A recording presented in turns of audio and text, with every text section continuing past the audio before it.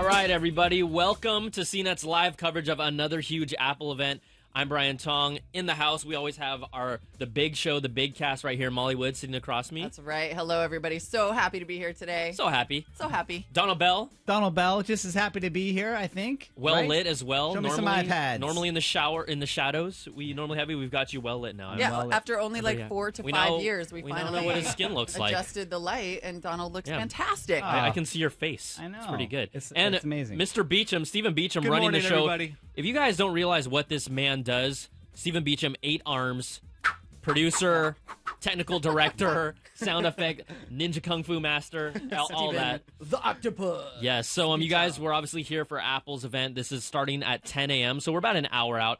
And during the course of the show, we really want to get you guys involved with the show. So what we're going to do is for you guys to speak to us. Obviously, you can talk to us through Twitter and ask us questions. The hashtag will be CNET Live. It's going to appear like right down here. Look at that. Right where my finger. Right. You know who did that? Steven. Right there. The Right down on my octopus. right on my finger. Right there. CNET Live. Hashtag us over there if you guys want to talk to us and reach out to us.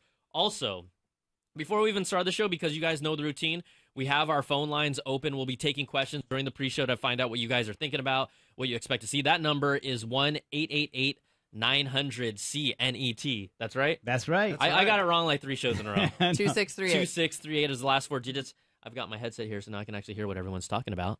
This is nice. I was mostly just talking whole about new Steven world. the octopus. That's pretty much all. It's a whole new world. That has been my sole contribution so far today. Octo So, Beecham. we will take Octo Beach. And Donald won up to my sole contribution.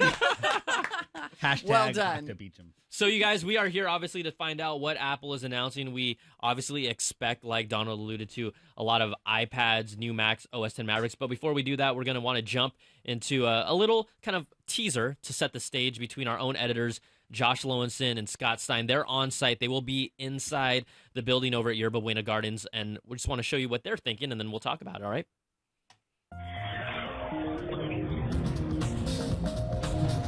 Hey, this is Josh Lowenson with CNET, and I'm here with, Scott Stein, also here at the Apple event. and we are standing just outside of where we're expecting new iPads, new Macs, and a whole bunch of other stuff from Apple this morning. Scott, welcome from New York. Thanks. What are you expecting to see inside? Well, obviously probably iPads, because it's been a year since the last iPad. Now you had the iPad mini, you have the large iPad. The rumor is that the large iPad's going to be redesigned, be a little slimmer. Will it get anything extra? And then the mini, will it have a Retina display, or will it not? The signs point to yes, but it's interesting, a lot of the rumors are kind of splitting the story in 2 different ways. And on the Mac side, we still haven't had any MacBook Pros the whole year. So you kind of expect that there'll be a MacBook Pro at this event, and there are a lot of other products. Apple's event said that there's a lot to cover, so you're going to be expecting probably updates to the rest of the line, whether they'll appear at the event, maybe like a Mac Mini will appear online possibly. A lot of these with those 4th gen Haswell processors have not appeared. The iMac did, and the MacBook Air did, but not the rest of the line. And then who knows what else? So we've got consumer, Yeah. we've got professional. What about software? Well, Mavericks, and that still hasn't come out yet. So we're finally expecting a release date and price for that. And then, speaking of which, on the high-end side, you've got the Mac Pro. Now, that was already at WWDC, and it still hasn't come out yet. We don't know anything about the price or release date. So I kind of expect a second hit there on what that's all about. Maybe some accessories, maybe like a nicer Thunderbolt display. Would there be Thunderbolt 2? Maybe something along the Pro line there. There do feel like a lot of different forking paths here in one event. Yeah, and I almost agree with you. I think if they do have a new Mac Pro, which we know they're going to have, Right. they kind of need something for that to plug into. You need a new display. Yes. Maybe a new keyboard, new mouse, things like that all make sense. Great. So anything you think Apple's going to surprise us with? Well, I mean, you want to say iWatch and Apple TV, but I'll skip those because we keep waiting for those, and I don't think it's going to happen right now. But probably in the iPad side, what would surprise me is some sort of really nice accessory to set the large iPad apart from the Retina Mini. Because they both have Retina displays, and if they both have, I don't know if they're going to both have A7 processors or not, but what would make you buy the large one over the small? Maybe a Surface-like keyboard. That's the rumor that keeps appearing. There are keyboard cases out there, but maybe something that's a little more advanced that makes it feel more like a pro iPad. And, you know, Touch ID, sure. I would like to see some gaming stuff finally. We keep talking about these game controllers that are iOS 7 allows, but we haven't seen those products yet.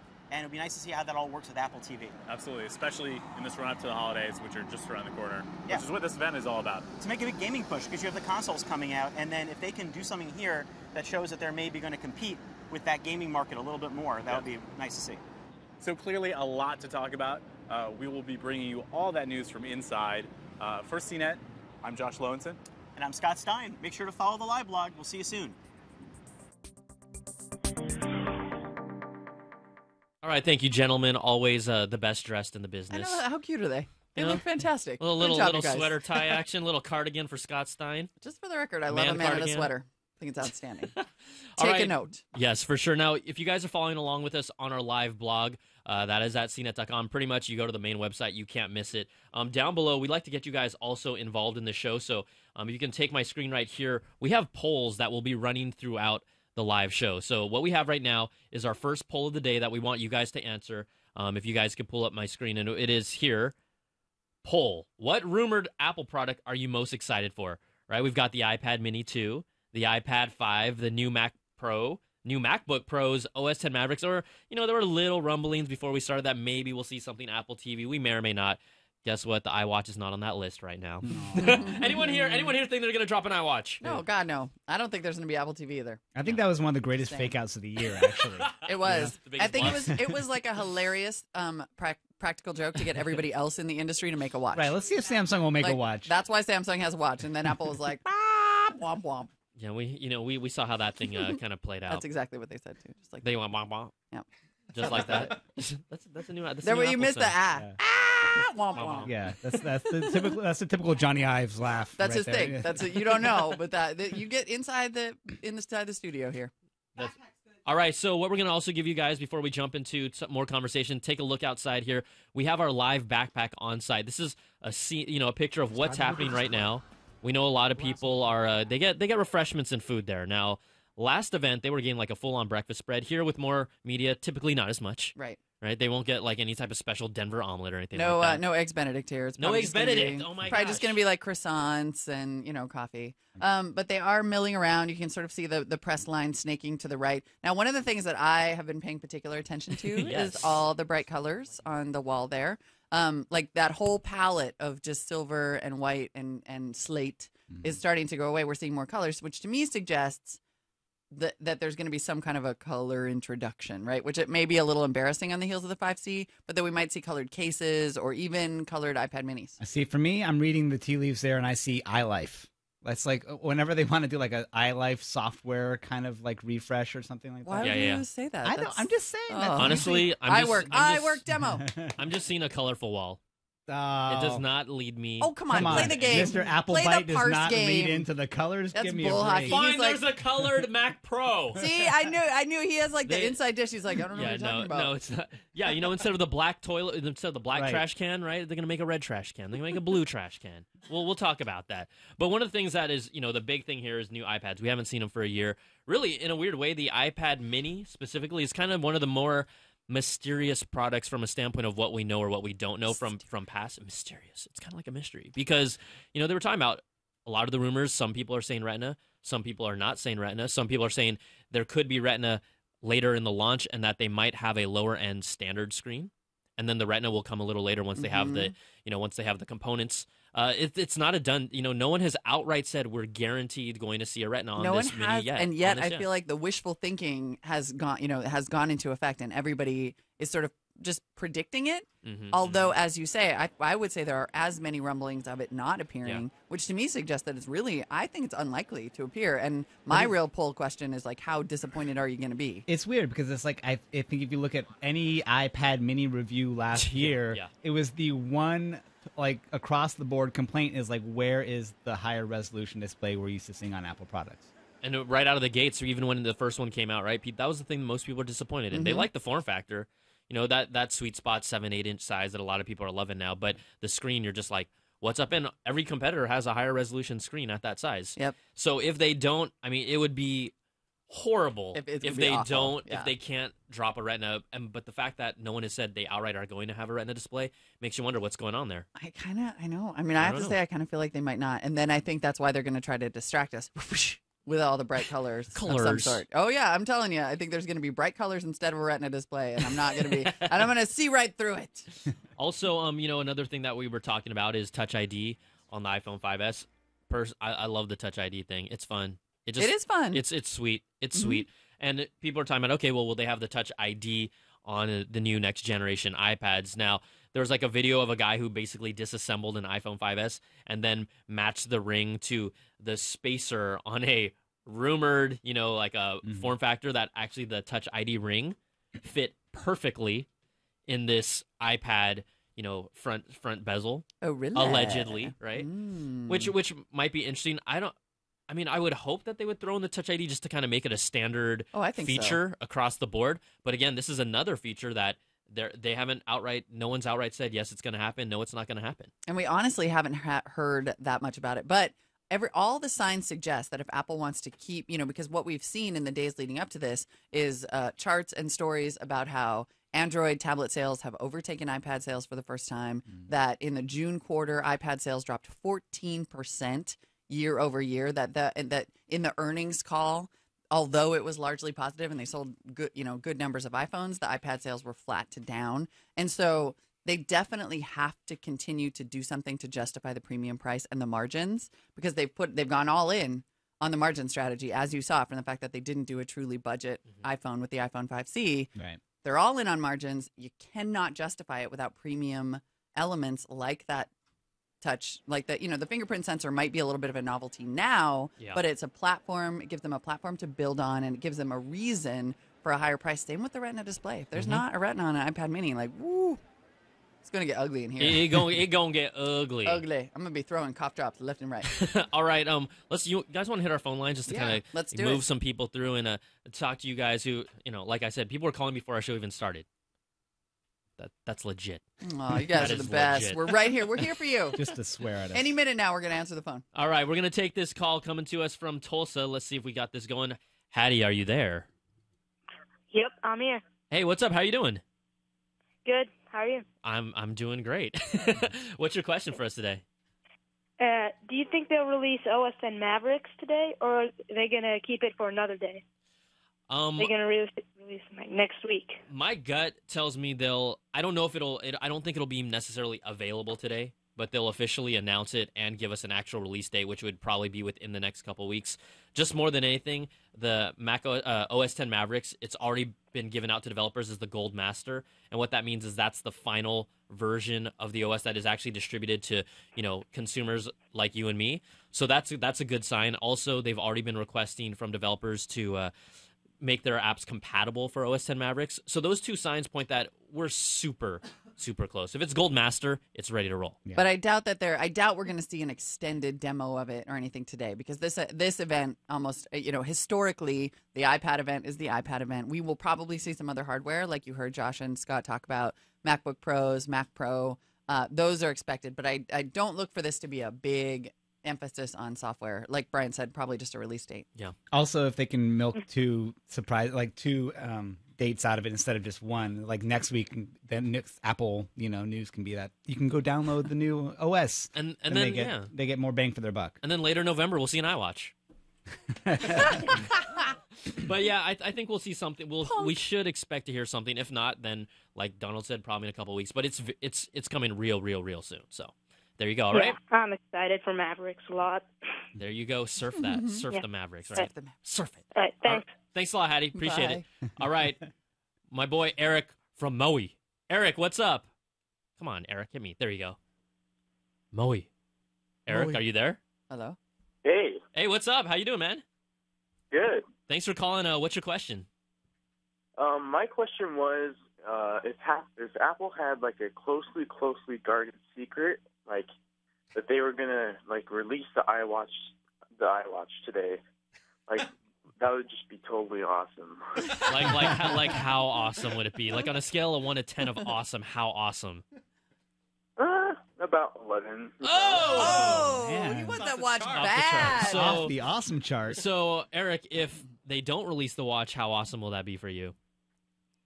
About a 10, So you'll still be happy no matter what. As long as there's an Apple He might announcement, need it's a a 10. recalibration Bless of his your awesome heart. chart. It's just a 10 either way. Totally, If it, we don't here right now, we don't expect to see an iWatch. But look, if it does happen, you can call us back, and then I want to hear what you sound like when you're at an 11. You sound like you're kind of like still early. I know it's over in Hawaii right now, right? So it's 3 hours before us.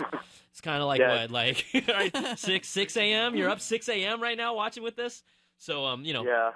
go catch a few You are- waves, come back. I can can see why you're hoping for the awesome. I really can. And you never know, but I will say that Apple, everybody seems to have lost the ability to keep a super secret anymore. And so I'm just going to, prepare yourself for the letdown of only 10 awesome. All right, thanks for right. calling, there. We appreciate it, man. All right, so yeah, Because he's in Maui. They're happy people. always Happy dude. All right, we'll take one more call and then we'll do some more talking. Shamark, I know Shamark from Atlanta. He's called in. There we go. My button's not working. Oh. Shamark, what's up? Hey, what's going on, Brian? I had a question about the whole color thing. Now, I know that we saw like a space gray, like supposed leak, but I was just wondering, do you think they'll, considering how hyped up the 5S Gold is, that they're going to come out with a gold color for the iPad this time? There was rumblings about a gold one, but no one's actually seen a physical quote unquote gold. First of all, this thing is not gold. All right, look at that. Does that look gold to you? Champagne? The bezel? No way. The bezel and the Apple are No. super gold. All the pictures that they see in the press, it's completely saturated. I can't believe that completely I'm defending saturated. the gold iPhone right now. I'm not defending. I wanted it to be more gold than this. I want I'm like, all no, gold it's everything. really pretty All gold gold. everything. I think no matter what, like it. one thing you can say is that sales of gold iPad cases are going to be through the roof, right? Case manufacturers are going to be churning out gold cases. Right. I do. You know what, after though? the whole I could see it. Terminator liquid gold thing that they released as far as an ad, it's like they're championing this, and everybody's feeling just for the color, more or less. And I'm just like, okay, Apple's becoming this exclusive club that, they like to see the big line, and then, it's only 2 gold iPhones. Like, I stood in line for this thing, and I tweeted out fool's gold because by the time it got selected, this person, hey, and Brian, we talked about this during the last event. I'm a big time Apple guy, but I was like, man, they got to me, space gray. I actually walked out the line. So I was like, I got caught up in the buzz, and I'm like, okay, I think I'm gonna wait for the 6. I could definitely see. Yeah, why didn't you just order it online, man? Or did you want to get in the line and just like have it that day? Hey, the thing about it though, I thought about pre-order, and then it was just like, okay, and because I work for a carrier, I work for AT&T. Yeah. 28 days, and I was just like, 28 days. And so 28 you know days. Forget if it's fool's gold, space gray all day. Space gray all day. You know what, It though? makes more sense. Yes! Nice. I got to say, though, if they don't do a Retina iPad mini, then it should come in gold because you got to have something. You got to give the people something. Actually, I just think that the iPad mini in gold would be really pretty. I think that they should like they should re-release the iPad mini original and give it colors and pretend that it's a new product. I think they should go. The iPad mini C.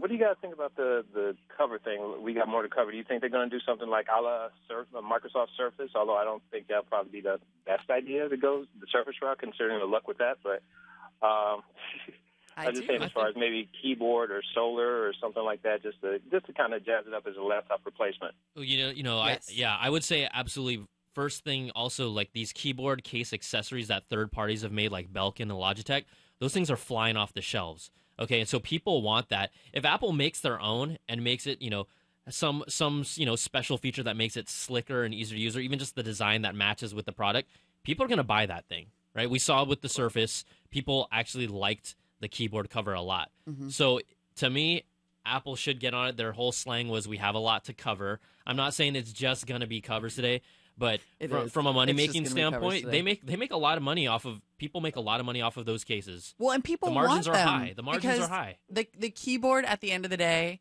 you need the keyboard. Like, I think that the reason that sales of 10-inch tablets, generally speaking, have flatlined, that the 7-inch tablet is so popular, is that without a keyboard, a 10-inch tablet is basically a television, which is fine unless you want to, take it on vacation or take it on a work trip along with your laptop. It's too big, it's too heavy. Like, I am a huge proponent of attaching a keyboard to a tablet if you want it to be usable. Right. And so I think to keep those 10-inch sales going, they should definitely do one of those keyboard covers. I think they got beat on that, and then they're about to catch up. If they do it, though, it'll be interesting to see their MacBook Airs go up against their iPads with covers, because they're going to be essentially the same form factor, same storage possibility.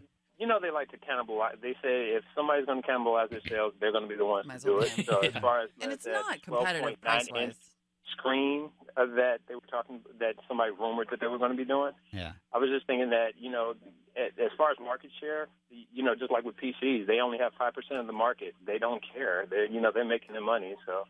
Well, and price-wise, the tablet would still be super competitive. I mean, the cheapest MacBook Air is $1,000. So if right. it, you know, even if it's $599 for the high-end iPad and $150 for a case, well, 200 probably. Yeah. Oh, you're totally Are they doing right. the Apple tax? Okay, well then, actually, if you are at $800 for an iPad with a keyboard, then you do have a problem. That is a really good point. Then you are bumping up that against you the might MacBook Air. lose because it Yeah. Right, and all of a sudden, people who weren't thinking about keyboard covers are all of a sudden going to be like, oh, you know what? I need a keyboard cover now. Right. That's right. You do need a keyboard cover. Yep. Comes into play. All right, Shamark. Hey, thanks so much for calling, buddy. We appreciate it. All right. Not a problem. Have a good one. All right, you too.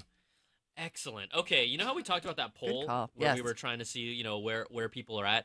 I have it pulled up right now with the latest update based on people that have voted. And right now, based on the numbers, iPad Mini 2 is the leader at 29%, iPad 5 at 28%. So everyone here that's watching today, you guys are definitely here to see what is going on with the iPads.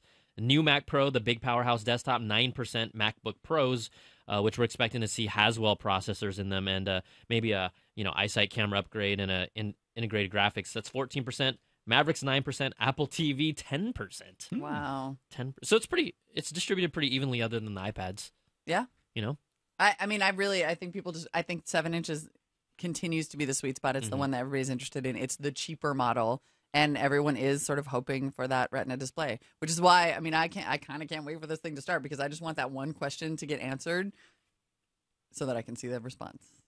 Oh, to get the reaction from everybody, it's not a done deal. right? It's just not at all. And like, how bad will it be? How bad is it going to be if they don't announce a Retina? It's pretty bad. It'll be pretty bad. You're right. Now, one of the articles that we talked about, just leading to why we believe there might be a better case or more improved cases. You know, earlier this morning, like 9 to 5 Mac threw out this story about how an Apple employee that said Apple was working on a Surface style keyboard cover for the iPad. Mm-hmm. So it would make a whole lot of sense. And, you know, they've been working on it for a while. They probably saw what other companies did, which they do. And they're like, all right, we got to, if they sold something like that for $79, $99, people are going to buy it. Oh, it's not going to be that cheap. It's like $130 just for the Microsoft one. Is it really? Mm-hmm. $130? Yeah. I think it's $99 for the black one, and then if you want the one that comes in colors, it's like $129. Right. Well, so if you're Apple, you're like, excellent, $159, you know, like. All right, I have a question that might get me laughed out of the room. Okay. That's my favorite. All right. There's no bad question here, Donald. Do you think we're going to see any iPods? No.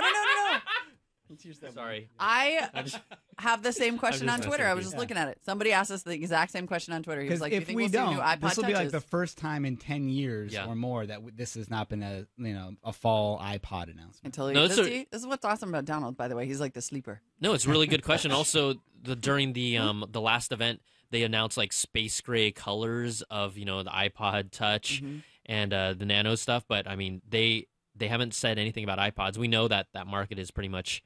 I don't know even how much. I think they're still really popular. Well, they don't talk about them in their earnings anymore. I know they don't at all. But there's like for years, there's been the rumors that they're going to quietly kill off the iPod. I feel like everyone's just kind of going along with Apple quietly doing it this year. Like maybe this is where they'll probably still keep them around, but for them to not even announce anything around them would be an interesting change for them. That was your beat too. Is that kind of sad? Is there a little? No, it was his beat. Yeah, but no. It was sad the years when I still cared about it a lot, and then clearly everyone was dumping them for smartphones.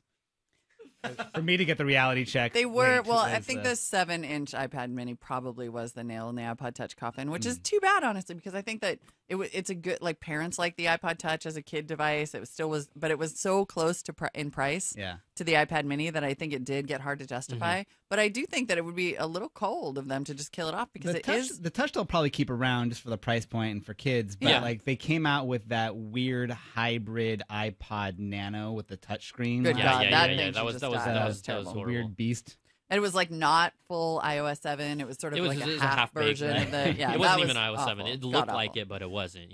But I think we could see. We may not see them mention the iPod Touches, but we might see like a quiet upgrade to them later. Yeah, I don't know, because I actually still think that that's a popular device. Hey, the fact that the Classic still exists and is alive is a testament to that. I mean, they're not willing. If nothing happens, and if the iPod Classic is and all the other iPods are killed off, I will be pouring one out at the end of the show. That's all. I just want to reserve that time now. You'll be pouring out some water, in your cup. Exactly. Pouring out some water. Oh no! So at some point, I'm going to sneak out and go get some whiskey because it's my last show, you guys. It's my last show. That's right. We need Drink whiskey. it up. Drink it up. All right, let's go check out. You guys want to take a few more calls? Of course. I do. One more. Okay, yeah, because we do have other members of our team on site that we're going to talk to in a bit. So let's see who's been waiting the shortest amount. No, I'm going to get the person who's been waiting the longest. That's only fair. All right, let's go to Brandon in Miami. Brandon, what's up? Hey. So my question for you, actually kind of a few questions, just listening to the show. But my first question is, do you think they're going to bring back the 17-inch MacBook Pro? I think that because the user base for that was so small and Apple's continuously showing that they're pushing towards mainstream, it may come back later, but I don't think we're going to see it today. Maybe something happens miraculously where they have a new design form factor that makes them want to bring it back in a year, but I don't think we're going to see it anytime soon personally. That's just my gut reaction. And I'm with you. I can hear the disappointment in your voice, and I'm with you. I think that was a machine that a lot of pros wanted, a lot of photographers loved. Like people really like that big screen, or people with eyesight problems. Like my mom was just asking me about a 17-inch MacBook, and then I agree that I don't think it's coming back, but I think that's kind of a shame. Yeah, there's demand for it, but I think there's not enough demand, and it in a weird way it almost mimics what's going on with the new Mac Pros, the cylinder powerhouse desktop, because there's a small, a percentage of that audience that really wants it. It's not Apple's, again, pushing more and more mainstream. And I was surprised, happy for that audience that they're getting something, but I wonder how long that product is going to stick around. It's super powerful, but will they just let it kind of be the same for the next 2 or 3 years? I feel like that's the type of product that would just kind of stay that same, serve that small niche market, and then not really sell that many. I bet we'll get like a short film by Johnny Ive explaining exactly why 15 inches is the perfect size for human hands. Well, Donald, 17-inch screen. We tested it out, but it just wasn't working. It just wasn't working. Right. So yeah, that's my gut with that. What are your other questions, Brandon? Another thing is that of course like how Donna Bell asked about iPods and stuff. Like what about some of the other products that is like kind of like slowly fading away, like the Mac Mini, the iMacs. It seems like those are starting to like slowly fade away. Everybody's is focusing like the iPad, the MacBooks, but like the Mac Mini, the Apple TV. Like this is just me thinking, and maybe this is like improper thinking for Apple, but like they're like make a hybrid between like the Mac Mini and the Apple TV. Something to where it's like you can hook up to your TV and like try to reinvent the web TV again. Yeah, thanks for calling, Brandon. I think that specifically the iMacs, they were actually just got like a speed boost, and they've actually just recently were upgraded. So the iMacs are going to be okay. The Mac Mini itself, we're expecting to maybe see the Haswell processor, upgrade, just a slight bump, because they're not showing a lot of love to the Mac Mini line. Just slowly but surely, they'll just kind of have those product lines move along. From the Apple TV side, I think the next time we see any kind of big Apple TV thing is when Apple decides to drop the bomb and give us whatever this amazing thing that they've been talking about for the past 2 years. Never gonna happen. And we'll see. Yeah. It's gonna happen next year, whatever it is, whether we like it or not. They would do good, like if they made like an actual, like real, like television Apple TV, because the fact that a couple years ago, dare I speak of this, when Sony and Android or Google came out with the Android, one of those, and they haven't done much with it.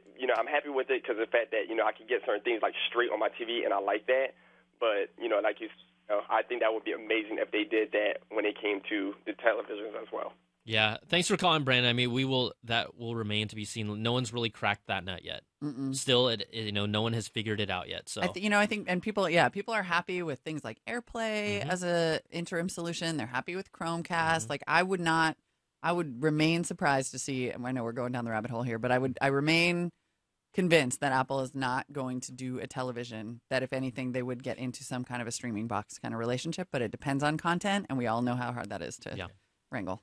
All right, you know what? So right now we have our own, what is Dan Ackerman's official title? Is he like editor extreme, editor at large, editor senior, super editor, genius? He's gonna go by. We're gonna go by genius. We're gonna talk. He's now a section editor. Oh, he is. Yes. Okay. Well, he's moving on. I was in New York recently. I talked. Dan, what's going on? You're here on CNET Live. Oh, that's great. Okay, maybe he can't hear us right now, but we do have him. All right, we'll try him again. Yeah. There you go. Hey. Hey. Did you have us in your pocket, doing? Dan? Were we in your pocket just now? You were in the pocket you were in my pocket always, Brian. Oh. Well, that's a lot more information than I needed to know. Oh, so personal and wonderful. So, Dan, tell us what's going on out there right now, kind of to set the stage for people that have just started to tune in, and kind of tell us what you're seeing and what you're feeling. I'm surrounded by a lot of people, mostly men in the 20 and 30-something range, a lot of beards, a lot of chunky black glasses, a lot of backpacks. Everyone seems to be doing this whole backpack chic thing. That's so surprising. I'm going with a simple saddlebag myself. I'm a fan of the backpack, actually. You know what? You're old school, Dan. You're old school. The saddlebag? These guys are old school. They got backpacks on. So. Oh, yeah, but that's new school, old school. It's a thing. So, Dan, your beat is, Josh got a backpack. Tim Stevens has a backpack. Scott Stein has a backpack. We need a pic. Can you get us a picture? Backpacks are back. Right. You heard it here first. They are back. Elementary school. Did it? They are back. We are all standing outside of the Yerba Buena Center in a big holding pen for, I guess, press types. I see a lot of familiar faces. Saw Walt Mossberg walking by. I saw Ed Begg. Saw Lance from Mandible, and we're all kind of in a holding pattern right now. Yeah, and Dan, you've covered the laptop, PC, desktop beat a whole lot. Can you tell us kind of what you're expecting to see? I mean, you're there, so that typically indicates that we're going to see something from the MacBook Pro or something related to MacBooks and laptops. What are your guts telling you? Yeah, that's kind of one of the things you can do is kind of see who gets invited to these things, and that gives you a little bit of a hint. So since, as you pointed out, I'm here, maybe they'll have updates to those Retina MacBook Pros. Maybe they'll have more information about that Mac Pro desktop, the thing that looks kind of like a silo, like a beer keg. The unicorn. Something like that. I call that the unicorn, because when they announced it, it was so beyond amazing and no release time frame whatsoever. And so if we see it today, unicorns are real. It's just something to kind of think about for the future and wrap your head around. And when they think you're ready, then they'll say, here it is. Yeah, of course. They can read our mind, Dan. Of course they can. So is there anything that you're expecting when mankind is ready for the silo, then you will have it. That's right. So is there anything that you're expecting to see, just overall? What do you want to see? Oh, I want the same thing everyone else always wants, which is kind of to be surprised. And I think we've seen fewer leaks out of this particular round than you have in some previous rounds. So that either says to me that, one, they're keeping something really secret and that's going to be really cool, or they just don't have anything super, super exciting, just, updated iPads and the Retina iPad mini and, Haswell processors for more MacBooks. So one of those two directions is where we're going.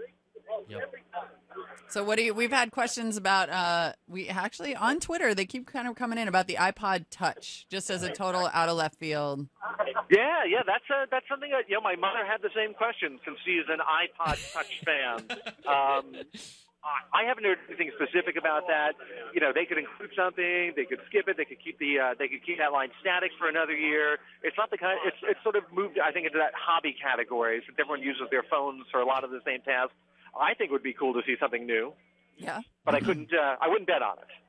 Quiet little update. And then over under on the watch. Just because we can't talk about it. If you want to bet on the watch, I'll take your money. No problem. Oh, no. I don't want to bet on the watch. I'm not betting on that. I see. Who's taking bets on that? I think the only worse bet than the watch is the TV. They're pretty equal. They're on pretty equole footing. They're pretty much even right now. So what do you think is going to happen, Dan, if they announce an iPad mini without a Retina screen? Is there going to be a riot?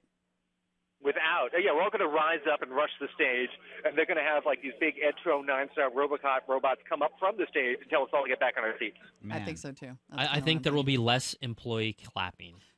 By the way, this is I super. feel like if they mention it, they're going to have that, but maybe it'll be sort of smaller availability or availability next year, or maybe they're just going to have them next week. Retina but I think that'll iPads, be a hot. That'll be a hot Christmas item. That's like the big stocking stuffer. It would be if they it can do it. happens, If yeah. it happens, it would be. So, This all is right. super meta, by the way. Scott Stein just tweeted a picture of Dan Ackerman talking to us on his headset. Oh, really? Whoa. I'm going to have to lean Whoa. over his shoulder and see what that, I can't picture is. Twitter.com/JetScott. We're talking about your tweet right now. Oh, there it is. Say hi to everybody, Scott. Hey, everyone. I'm just showing a picture of Dan. Talking to Dan on that headset. Scott, we really, by the way, look on my face. we really like your sweater, Scott. We like your sweater Oh a my lot. gosh. We They love can't it. stop talking about it. They really can't. Scott, they say they like your sweater.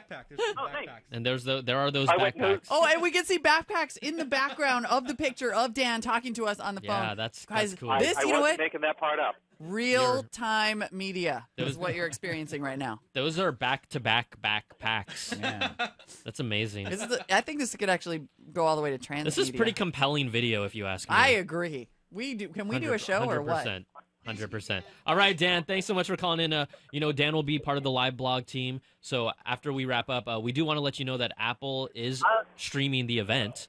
You'll be able to watch it here with us. You'll be able to watch it in other places as well. We'll be dipping in and out of it to kind of give some of the commentary for that. But it's going to be everywhere, so you guys can kind of enjoy the show because they didn't do that last time. So, Dan, thanks for calling, and we'll be paying attention to the live blog. So all right, there you go. Okay, one thing that I wanted to talk about and bring up Let's is do it. Let's do it. Bring it is, we talked about that Mac Pro, Yeah. and we talked about that design, and so our experts here at CNET kind of collated and collected, the Mac Pro design really set off a new trend of, what could it be? What does it look like? So I have here on my screen a slideshow that we can all partake in and enjoy. Here's the first concept, the Mac Pro Shabu Shabu. Yum! For those of you familiar with the with Shabu Shabu, love shabu shabu. that's pretty nice. Okay, Oh. let's see what else we got here. Mac Pro Dim Sum. Oh, that actually, yes. That's that really I could actually see that at like a really classy well establishment. done. That's a good Photoshop right there. Yeah, right. Mac Pro Dim Sum. I Yep, like that yep. one. How about the Mac Pro Whack-A-Mole? Whack-A-Mole. Whack-A-Mole. Whack-A-Mac. Whack-A-Mac. Okay. We're going. Oh, the Mac Pro Seal. Oh, like popping his head out of the ice. Okay, stop floating up there. Not Pop making up. any club jokes either because of the last No, one. yeah, It was don't. It was on the last one. I think that this would be very oh, appropriate. the Mac Pro tissue Mac holder. Pro tissue dispenser. Yeah. Pretty classy. Baby wipes as well. It could be a heated wipe warmer. That'd be nice. Yeah. Hold flowers. Yeah, vase. Yeah. A little easy. A little too easy. Oh, I gotta love this. The floppy gas station guy. The floppy gas station guy. What do they call that? What do they call those things? I don't know. The Slinky Man? I don't even know what it is. I don't know what it is, but But every look at that. time- Look at the base. That is exactly what it is. Oh my That's goodness. amazing. It's like That's hysterical. It's not a turbine. It's that floppy gas station Floppy guy. gas station guy. And the Vader Pro. may the force be with you. Nice. The Mac Vader Pro. The Mac Vader Pro. Yeah. So that's all we got right now. If you guys, if That's you nice. guys find any, or you're really bored and you want to make one and send it to us, hashtag CNET Live. We'll show it. We'll show Gadzooks in the chat. We totally will. If you want to Photoshop something real quick and send it to us, do it. Gadzooks in the chat room says he thinks it looks like an air filter, although that's hard to illustrate. I understand, although it does actually look like that. And speaking of the chat room, if you're watching us on CNET or Ustream or wherever you're watching us, head on over to irc.geekshed.net and join the CNET fans. CNET fans. CNET Fans. chat room. Fans. Pound CNET fan is the chat room, and it would be awesome. All right, well, let's go jump to the calls right now. Let's talk to Adam from New Mexico, home of Breaking Bad. Hello, how's it going? What? Why does everyone laugh at that? I'm just keeping it real. Because you sound so sad. Walter White. Is this Walter? Walter. Adam. This is Adam. Oh, you know what? Honestly, I'm still It's excited like, to talk to you. I don't, we're obviously having issues right now. We're just like, Oh, that's all good. It's all good. I just want to say y'all are awesome. I look forward to watching your shows every week. And best wishes, Molly, in your future endeavors. Just have to say. Oh, thank you. there you sweetie. go. Appreciate Boom. it. So, Adam, what's up? What do you want to call to talk to us about? Well, my question is, since we've seen so many leaks, is there really going to be a surprise? And what are we most excited to see? Even though we've seen almost everything. Like, so are you wondering individually what would surprise us? Are you asking for permission to stop being surprised? Because it's okay. Like, there is no because surprise. I think like the magic that and surprise that Apple had was the unexpected. But with all the leaks and we already know what they're making already. I mean, I don't think Apple's going to lose any business over that. Mm-hmm. It's just not a rush when we like find that one more thing. Yeah. I think last time we were here, like a month ago, right? Mm-hmm. I think that was part of the surprise for us was how much it was a paint by numbers, seriously, like Apple announcement down to like the 2-minute film of like Apple Store openings and don't forget the iWork demo. iWork demo, like everything was like it was just like a rehash of everything we had seen before. So I mean, it might be another paint by numbers Apple announcement here too. Yeah, that's true. Mm-hmm. It's possible the magic is over. Adam, what would surprise you? What would shock you? What would get you crazy? Honestly, I don't know. I would have to say definitely seeing what the iPad 5 has. I highly, highly doubt we're going to see a whole lot with the iPad mini. I mean, that's just my opinion.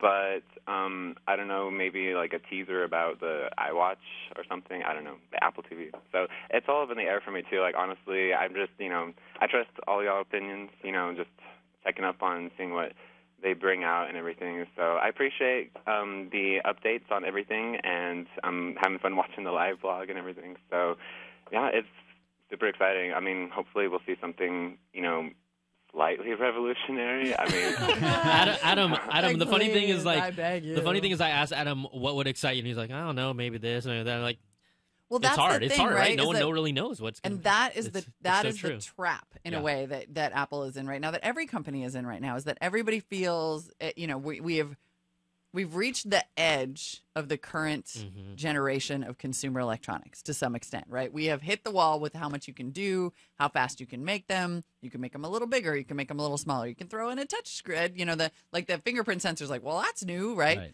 But there really is ultimately only so much you can do. And so we're looking to Apple to think of the next thing that we don't yet know what we want, which has been the expectation. It's a potentially unfair expectation.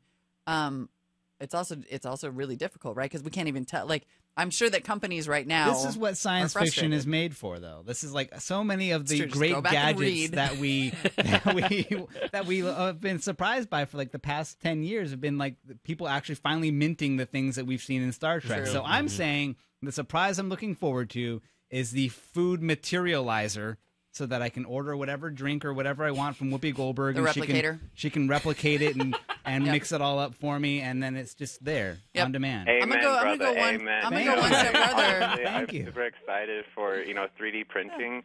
I mean, it's still in its like early stages, but honestly, I feel we're like in the future already, and we kind of like take it for granted sometimes. But I'm super excited to see what they come out with. I mean, I feel like Apple used to be the big innovator, but now they're kind of like seeing what other people are doing, and they're like slowly adding like what other people are doing. And then I just hope that they get back their moxie or something, like their mojo, back, baby, their mojo. I think that what Apple should do, and I'm taking a cue a little bit from the chat room because they're talking about home automation. I think that Apple should buy Nest, fold them back in, bring Tony Fadell back, because that is an innovative thinker right there, and start talking about a home automation hub in some way. I think that would be a super interesting move for them.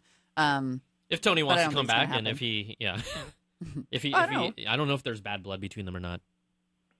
Good point. Yeah, no, seriously. You know what? Whatever though, put it aside and make some money. I mean, it's not like they're not making money. The thing is, it's not like they're not making money, right? I mean, Apple could keep coasting on smartphones and iPads, which are boring but super popular for a really long time. And so it may be that they have gotten to a point where they're like, look, this is what we're doing. Yeah. Like, we're not going to innovate right now. We're going to sit back and make some money. I think something a lot of people forget about is that Apple makes their money off of those smartphones in a different way than any other company, because they are making money off of the software, off of the ecosystem, off of the media they sell on it, off of the apps they sell. I mean, they're unlike Google has been able to make good with their Motorola buy.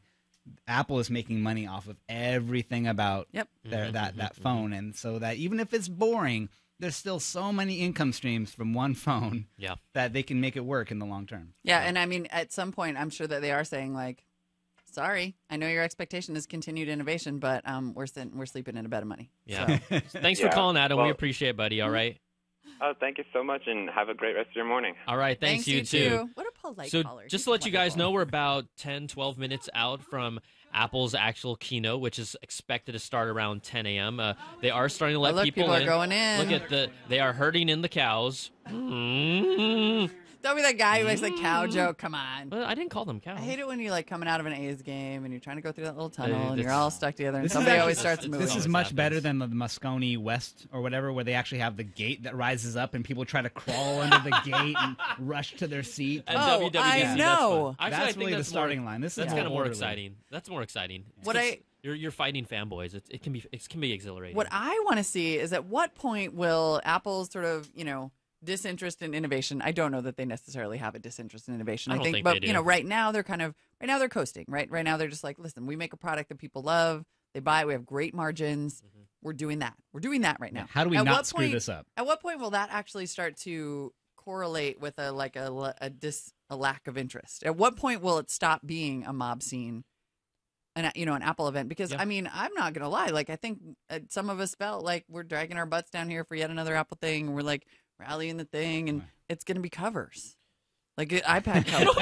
Like, what are what are the odds that seriously that we're gonna sit here for like the next 3 hours having to pee, being all hungry, and that it's gonna be like mainly about like a slightly faster processor and maybe a touch and just but cool covers. I mean, part of it is because we know everything, right? Now these days, part of it is we know everything. And also, everyone, for the most part, people are a little sour on Tim Cook, but I've got to wait and judge him for when they finally release something new and how that launch goes, how it's accepted and how it's taken. That'll tell me, that'll kind of be that moment where you go, okay, does Apple's this whole time they've been, going through this mature process of, okay, we have iPads and we have iPhones. Mm-hmm. That next product, what will it be? How will I react to it? How will other people react to it? That's how I'm going to judge Apple moving forward, because we know that they're doing stuff in their labs and they're tinkering away, but we just don't know exactly what it is. And then the fact that Tim Cook even alluded to that they're interested in TV and interested in watches. Right.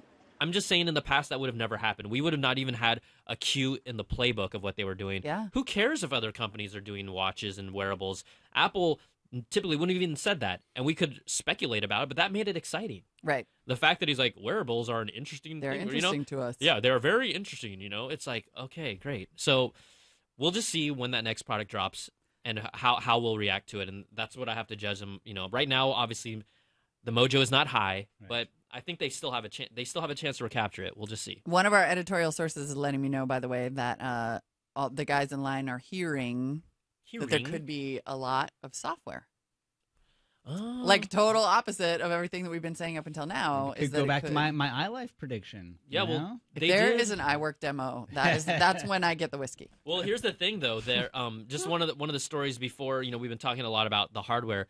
Is that GarageBand is going to end up being free for iOS with like kind of paid upgrades, like for different features or content, and then they kind of showed off on Apple's website new icons for all the iWork stuff, like kind of like iOS 7 versions of those apps. So that would be, if you want an iWork demo, we'll be here all day, everybody. There is going to be here all day. A friggin' iWork demo on the new iPad. I don't know. There's gonna be like the new iPad, and then they're gonna be like, now that you have a keyboard, you can use the iPad for work, and then there's gonna be an iWork demo. Oh my God, kill me! I'm not gonna do that. It's gonna happen. Mark my words. I got a $5 on that right now. All right, I'm with you on that bet, because I remember when the first iPad came out, they did a demo of the keyboard dock. Remember the iPad keyboard dock? Yeah. And they showed how that whole thing together, if you got the keyboard dock, would be like a little word processor. A little you could workstation. Actually type your and you could only mount it vertically. Right. You could only put the iPad on it vertically. Yeah, and I mean no one bought it, but I mean that was the sell of no one bought that it on productivity. No, who would have bought that thing? Okay. I didn't buy that thing. I would never. All right. Should we just take a couple more calls? It's about 9:52. Actually, before we do that, just want to jump back over to the latest poll that is on our live blog, just right below our lovely or ugly faces, depending on what you feel. The poll says, do you still want to see an Apple iWatch?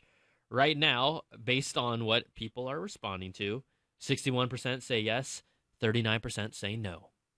But I'm betting no that one cares. 61% are very passionate iWatch people. They're like, yes, we need it. You know what? I No, watch but there is today no- or nothing. No one's sure. No one's positive yet whether they need a wearable. True. You know, I mean, I think that's still unproven. Like, people are trying it out and they think it's kind of neat, but they're not really sure, which is why I think every company in the consumer electronics market is trying to figure out where to go next. Is it going to be home automation? Is it going to be wearables? Is it going to be entertainment?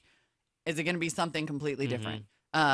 Smell Maybe smell even vision, something smell-o-vision. completely different. Yeah, who knows? Yes. But so I think people's interest level in wearables is like, well, I'm interested, but what do I want that for, right? Like, have any of these new home automation to me is the only space I can think of that is actually addressing a need.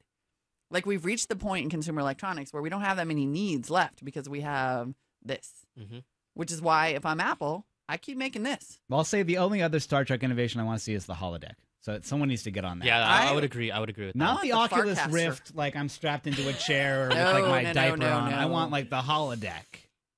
The holodeck. Yeah. Also, with the whole iWatch Okay. stuff that you were talking about, the fact that Samsung rushed out that gear and it is just not a good product. I think people are wondering, like, how good could this watch thing be from any company, right? No one has still shown us something that was even compelling enough to make us want to wear it on a day-to-day basis. Right. No one has done that yet. You know.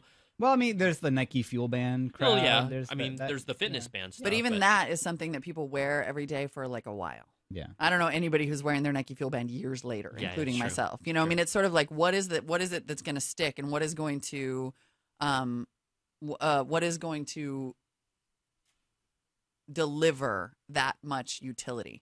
Like, what could be the next thing that actually I mean, it's an implant, right? Like, the only way that I top my smartphone is an implant that gives me like a heads up display on everybody that I see, and gives me like real time No. I'm just messing with you. I was all like, shut it down. No. Implant. All right, Molly's going to go with the implant. Bring it, Apple.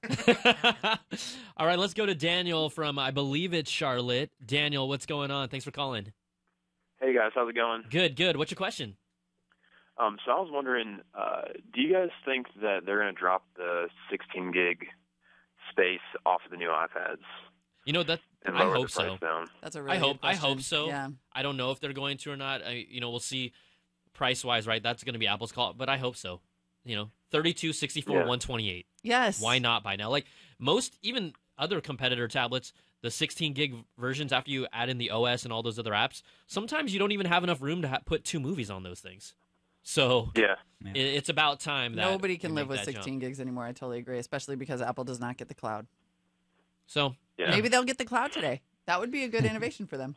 Yeah, so we're with you on that one, Daniel. We're with you, man. Yeah. I've always gotten 32 gigs, so it's like I feel like the storage cost for it is down low enough to be able to do it, Yep, totally agree with you on that. I'm hoping. But you know what? If they do it, we'll give you props. We'll be like, Daniel, We totally will. Your wishes did come Right. true. Yeah. Apple answered. I have to be answered the you. spoiler guy, though. I don't. goodness. I don't think they're gonna do it. I mean, I Damn think it. having Donald, that, why'd I even bring you having here that today? 16 gigs there and having it totally impractical is a perfect way to chase people up into spending an extra $100. That's why it's there. That's a Get good people to point. spend more money. Oh, to manipulate us. That's so wrong. Yeah, but why do you want to make something no one's going to buy? That's just wasteful. Like, make 3 products that People everybody will wants buy to it buy. because they don't know. They'll buy it as their first iPad, and then they'll realize that they run out of room, and then they go buy a second iPad, and they realize they need a 32 gigabyte. If they're going to try to do this whole corporate iPad, the iPad Pro, in fact, you even, like, really, this The is totally IPP? going to happen. The IPP. Yeah, the IPP. Because you even heard Scott allude to an idea of a more pro level. If they're going to do it, that has to be 128 gigs. And gold. That's not pro. Pros can't For the have record, gold. it's champagne. This ain't gold. Champagne. I know what gold Are you looks trying like. to say Brian Bezel, Tong it's is not a gold. pro? Brian Tong is pro. iPhone 5S Pro. He's a pro at blinging.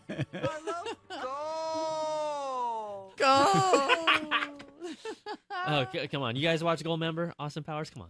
That's so good. The That's so event itself, I believe, is starting in about 3 to 4 minutes. So just as some housekeeping, we have heard that there is going to be an Apple live stream. We suggest that you just stay here with us because we'll have the commentary. We'll occasionally have some video highlights. Yeah. We are restricted from showing you the entire live stream, but we can dip in and out to show you what the new gold iPad Mini Pro with the pink cover. The gold touchpad IPP. cover. The gold IPP. The gold IPP. The GIP looks like.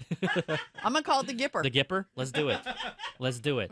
We're doing the show for the Gipper. All so right. we'll have pictures of the Gipper and a little bit of live video. So stick with us because where else are you gonna get biting, insightful analysis like really insightful, like what a Mac Pro looks like a shabu shabu. That's insightful. Okay. I really want some shabu shabu. Shabu. Can someone deliver dim sum to me right now? We need whiskey and awesome. shabu shabu. Whiskey and shabu shabu. That is a great show. Yeah. It's a great show.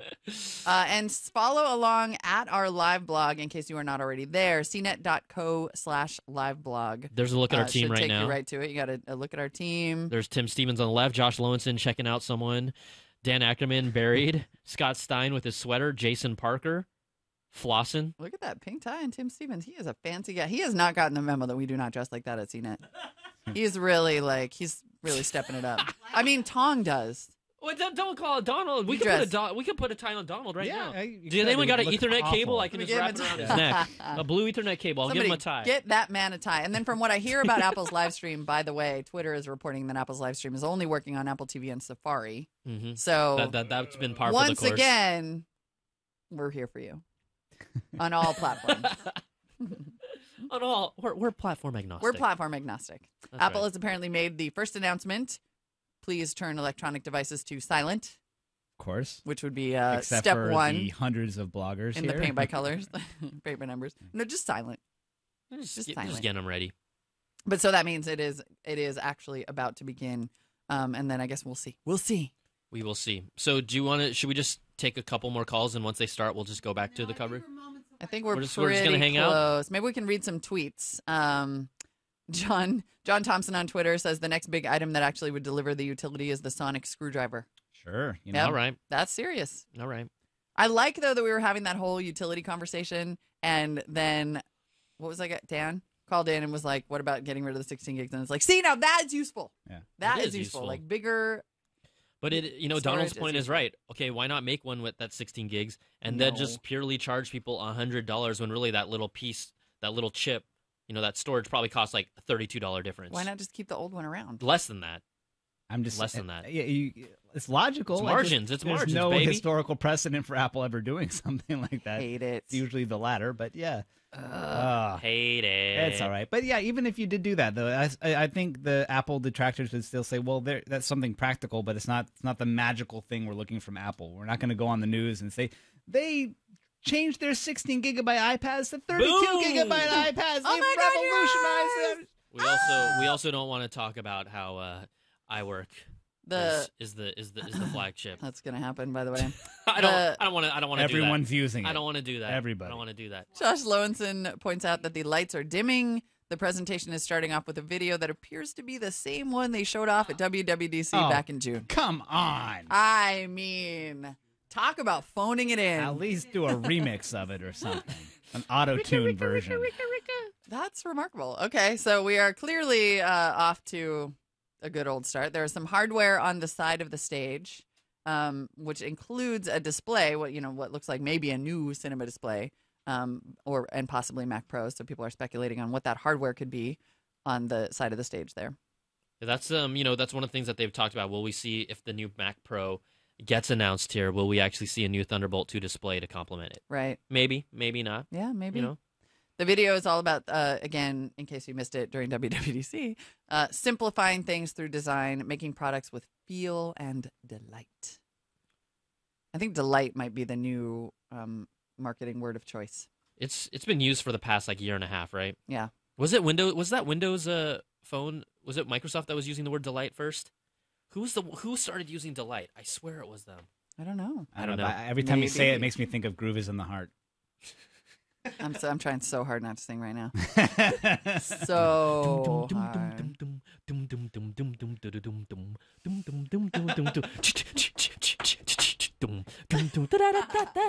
I can do the Bootsy Collins part. Amazing. Yeah. Yeah. I'm totally I'm not sure when to come in here. All right. Well, while we're hanging out, right? They're waiting still for showing the the video. intro. Designed by California is the end line, and out comes CEO Tim Cook with a big smile on his face. A big smile, everyone. He's super excited. Are we able to dip in to hear a little bit of them? We can. That's not even happening. Not yet. Not even happening? Oh, sounds like the Okay. stream is a little like. All the more reason to stick All right. right here. Just a Stay heads right up, here. the stream is a little less streamy right now. That's right. So stick with us because we have CNET's live blog. We have pictures. We already have a picture of Tim Cook up on stage because I read Tim Stevens I and then know I what you're said saying. in the whatever. Just showing off that same background, kind of with the pedal arrangement of what they've used to promote this. For we have a lot to cover. Mm-hmm. So yeah, if you guys follow the live blog, you'll see all the pictures as we go along. I mean, our live blog's pretty boss. I'm just saying. It is boss, you guys. Plus, I mean, who else has the awesome video, the awesome pictures, the actual live blog? Molly and would. The Yeah, good, and the for good nicknames like the Gipper for the gold. So here we go. We are iPad. looking for the Gipper. Right now, Tim Cook is saying that we're going to see some amazing products today. Of course he says that. Not software only. That Good. only could have been made by Apple. Could be software. But he's first doing a iPhone update. So first we're going to update. I just need to update the latest iOS 7. Before that, though, let me tell you about the. So right now he's going over some of the specs and features and early reviews of the iPhone 5S and 5C. That there were stories that were published about how the 5C was selling like the 5S was selling twice or 3 times as much as the 5C. You know what I'm gonna do? You know what I'm gonna do on Friday? What's that? After I don't work here anymore, I'm Yeah. gonna make a video. I'm gonna make an Apple Keynote video, and it is going to be a step-by-step how to do an Apple Keynote. It's good. And it's just gonna be like, now you do sales. Is Brian Tong going to do his Johnny Eyes impression for the Johnny Oh Eyes? my God, I hope so. Come on. By the It's end a of white backdrop. Here on the Do blog, by it. the end of the launch of the iPhone 5S, this is Tim Cook speaking. The company sold 9 million phones. Cook notes data the company released last month. Big applause by all the Apple employees in the building, calling it the biggest iPhone launch. All right. You say so. Why not? It was a big one. 9 million phones was a lot. I'll give him that. Oh, hey, guess what we're going to talk about now? Oh, the stores. Yeah. Oh, I've done this Yes, before. we are. Yes, we've opened a few more Apple I stores. mean, they just did this like a month ago. I know. They did this a month ago. They're going to show the same video. And there was no better A place to couple witness still it pictures of new than in looking one of our stores. You can retail see some stores. building progress. We at the prepared a brief architectural video class for you in this whatever morning store to we share that This is excitement actually, with you know what you, this is going to be? and It's I'd a love to video run it of for you. phone launching in New York, Shanghai, and other cities. Okay. So it's slightly different. Sort of a store update. But lots of people, lots of clapping employees stocking the 2 iPhones. Well, also, there's just as a little kind of retail update, Apple recently just hired their new VP of retail, formerly the CEO of Brewery. Her name's Amanda Hart, so she's going to be taking over in the spring of 2014. Not only the direction of the retail stores, but also their online store. So, Burberry, Lassie, iLife. iPad cases are going to get really, That's what I'm saying. really good. I think they should make an Apple store with the Burberry print on it. That's what I think. It'll be like only Burberry print. Not that one. I don't. Even I do not. Don't laugh at me. Don't laugh at me. Maybe it's actually, I bought a crappy Keynote when I was in high school. I'm totally familiar.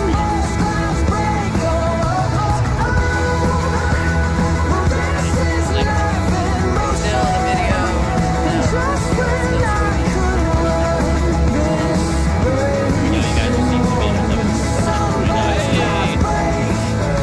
We'll dip in and out, when it comes to the big stuff. This is life in color. Tell you what's going on. Today feels like no other. Let's take that up. We have a limited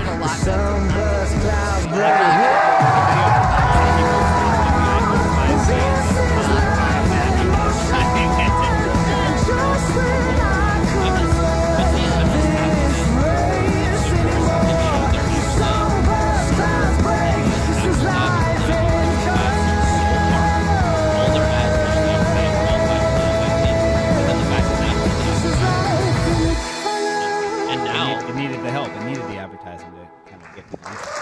yeah, exactly.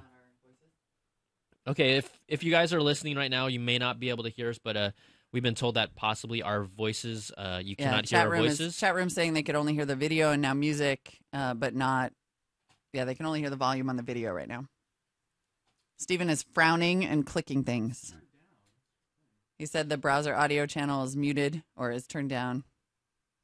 Quan's like, classic BOL. Have we got? Do we now have you confirmation? can. Now they can. You can hear it. All right, Now they can hear it. Everything's Can you hear back me? to normal. Apparently, it Can you just hear took me? a long time for it to be turned down. You can hear me now. Okay. Oh, you can't hear anything on the gold iPhone, by the way, because the gold covers the antenna, and so you get a little. It's not gold. It's champagne, Molly. It ain't gold. This thing works fine. The gold-colored aluminum interferes with the real signals, gold, the radio if signals. they used real gold, it wouldn't work. Oh God, no, there's no news yet. All right. Now they're talking about iOS 7 and how it was the fastest software upgrade in history. 5 days post-launch, there were 200 million devices running iOS 7. As of today, 64% are running iOS 7. Are they going to show like the tweets of everyone updating by accident and having no idea what happened to their phone? What happened to my iPhone? Why does it look like this? That happened to my dad. He just was like, "Oh, I'll update on his iPhone 4," and I was like, "I really wish you didn't do I know. that I feel because like they shouldn't be allowed to call that adoption. Because it's hardly adoption. Like, it's just a pushed-out upgrade, and people are like, oh, okay, because there's one of those every 5 minutes for some app or It's some like a software. notification you can't ignore. It's like that one that's Right. like right next to your I'm like, settings. You don't get to brag about that. That's just like how many phones people own. All right, right now they're talking about iTunes Radio. To me, that's one of the sleepers of iOS 7, honestly. I agree. Like one of the big sleepers. I mean, when we were doing in the beta, I was like, I wonder if everyone's going to use it like this. It's one click away, and it's integrated with your music player, and it's pretty sweet. I really like it. So, I'm totally with you. I think that's the unsung hero of iOS 7 because everything else just annoys me. Yeah, I mean, how many people use Pandora now compared to if you are on iOS 7? I think most people say they use iTunes Radio now.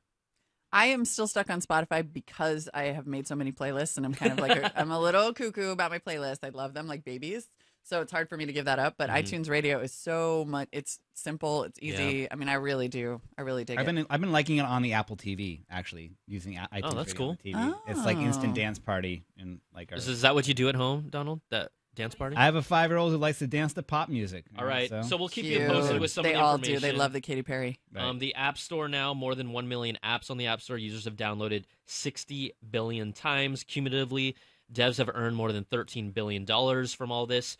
And now we're going on to the Mac, according to, According to Josh Lowitson. They say that Tim Cook's actually moving pretty fast this morning because he cannot stand to go through these same steps over and over and over. He's like, okay. He's like, guys, I don't need a prompter for this part. Just roll He's the like, videos. I know. Just do it. Tim Stevens reports on our live blog that it looks like we're going to be talking Mavericks soon, and then maybe the MacBook Pros right off the top here.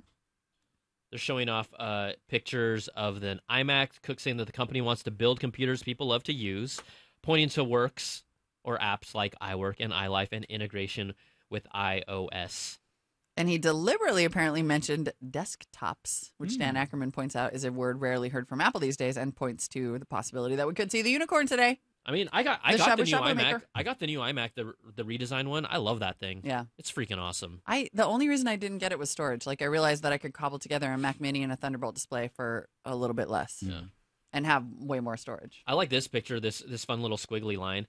This is them saying, I didn't know what they were talking about until I just read this. Their competition is different, Cook cracks. They're confused. They chased after netbooks. They tried to make tablets into PCs, and PCs into tablets. He means Microsoft. We'll find out if they actually turn their iPad into a PC that's a tablet. I know, like, I'm sorry, but if you now do, like, keyboard cases 22 minutes later, you want to check yourself before you wreck yourself. Tim Cook. Cook. He's cooking. Cue We Dr. still Evil. believe deeply in this category, Cook says, that starts with OS 10 and a demo from Craig Federighi. Now, we've seen OS 10 Mavericks. I mean, we could even go to the website and I could tell you what they're going to show you right now with all the different features, like iBooks. I know. We saw it You all. have We've seen it all. You know, I think the biggest thing for me on OS 10 Mavericks is that it's the way that, the system is optimized to actually save battery life. I'm wondering what type of gains you're really going to get from that from a laptop perspective, right? Yeah. Desktop, we don't care. Are you going to get an hour more? Are you going to get 2 hours more? Because that's pretty big if an OS itself can get you 2 hours. An hour is nice. I mean, I still think an hour is really good, but what are the real true gains? I mean, especially if you're on that. like a computer that's maybe more than a year old. Yeah. Yeah, Right. for sure. Yeah, I have the 4-year-old, the original 11-inch MacBook Air. Yeah, the OG. Yeah, I mean, I love it, but the battery life is really getting to be hysterical, right? Like 3 hours. And that's one of those things that we're talking about with the new Haswell processors. With the current MacBook Airs, once they popped in those Haswell processors, the battery life almost doubled from like 8 hours to over 14 Just in our tests. Just remarkable. ridiculous. Yeah. So, just from a pure user standpoint, if they can pop in those Haswell processors on the new MacBook Pro line, and then also give us benefits from OS X Mavericks, I mean, that's maybe squeeze out another hour or two. Not too shabby. What I do think is weird, I gotta say, with all of this talk of power efficiency in Mavericks, is that they're not doing any of that on the mobile phone, on the mobile side. Right. I mean, the iPad has great battery life, and they always tout it. But there was like that stat after the iPhone announcement that said that battery life has only improved 12% since the original iPhone. Like, I'm just surprised that there isn't that same focus, because honestly, I think that's what people want. Is they want better battery life in phones. I know this is slightly off topic, but so just to fill you in on what they're talking about right now, they're actually talking about OS X Mavericks battery efficiency, even though we decided to talk about that on our own. Yep. They're saying a 13-inch MacBook Air now with Mavericks gets up to an hour longer web browsing and up to 1.5 hours more for iTunes movie playback. That's pretty good. Now, that's roughly a 10% increase, they say. It's quite impressive. But our editors are saying we're curious to see what it's like really on older machines, not just a 2013 machine, right? Exactly. That's going to be the catch. Changes are happening in memory, so they're talking about just how they compress the memory. We've gotten a point where CPUs are so overpowered, we can't afford to compress our memory one wonders. Again, can't wait to test that out. So they're saying that they can basically compress memory to the point where if you have 4 gigs of RAM installed, that you effectively get 6. Interesting. If that's true, that would be a pretty remarkable increase, because you all know, if you've configured your own computer, the price difference between 2 gigs, and like RAM is not expensive, but the price difference between 2 and 4 is always kind of a lot, because it usually accompanies a higher price point across the board. So if you could be buying 4 gig machines, or even an old 2 gig machine, like I have, if you actually get those benefits, that's a big deal. So yeah, they're saying they're adding new changes to the system memory with CPU and GPU, so apps can adjust how the memory is handled based on what the task is. So a lot more finer detail there. And I gotta say, like, apologies to the caller who asked us if we were going to see much OS X Mavericks, and we were like, no, probably not. They already showed it. Turns out they don't mind a rerun. It's okay. Yeah, it's okay. It's good. But this is all relevant if they're going to get to MacBook Pros after this, which they probably are. I hope so. They're talking about how those integrated they're moving to OpenCL for graphics, which can speed up tasks by 1.8 times or more, which is about twice as fast for image processing. Also very nice, because those machines are really popular with people with the who are pros, the photo pros. And honestly, I feel like everybody is becoming a little baby photo pro at this point. Like, everybody's all about photos and photo processing, and so even not for the pros, this is huge. All right, so we have a poll that just popped up right here that's appropriate. What would be a reasonable price point for OS X Mavericks? Oh, sorry, my screen's out right now. No, so the great. answers were around $50, because it feels like a whole new system, around $20 because they've done enough to keep me interested, and I feel like this is unlikely, free. It's not a significant enough upgrade, because nothing will keep you happy. It's true. It's true. I'd go 20. I go 20.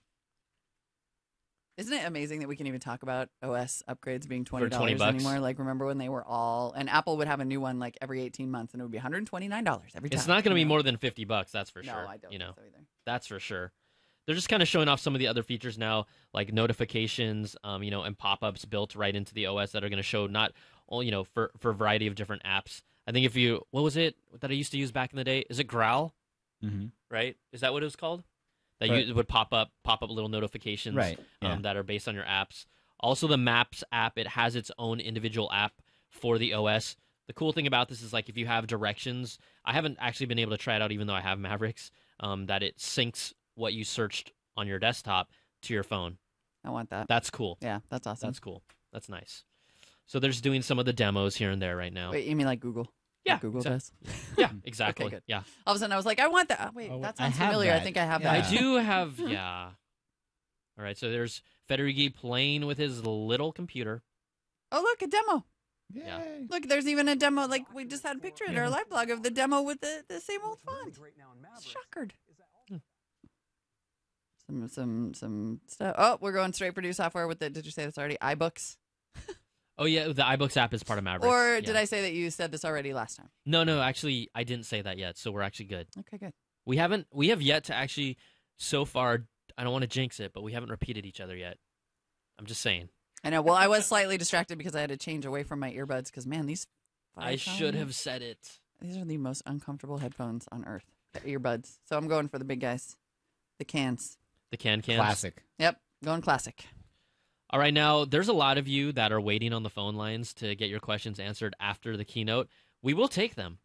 It's just a matter of how long are you willing to wait. Just prepare yourself. And hopefully you have unlimited, minutes, which most people do now these days. But there's some people that don't.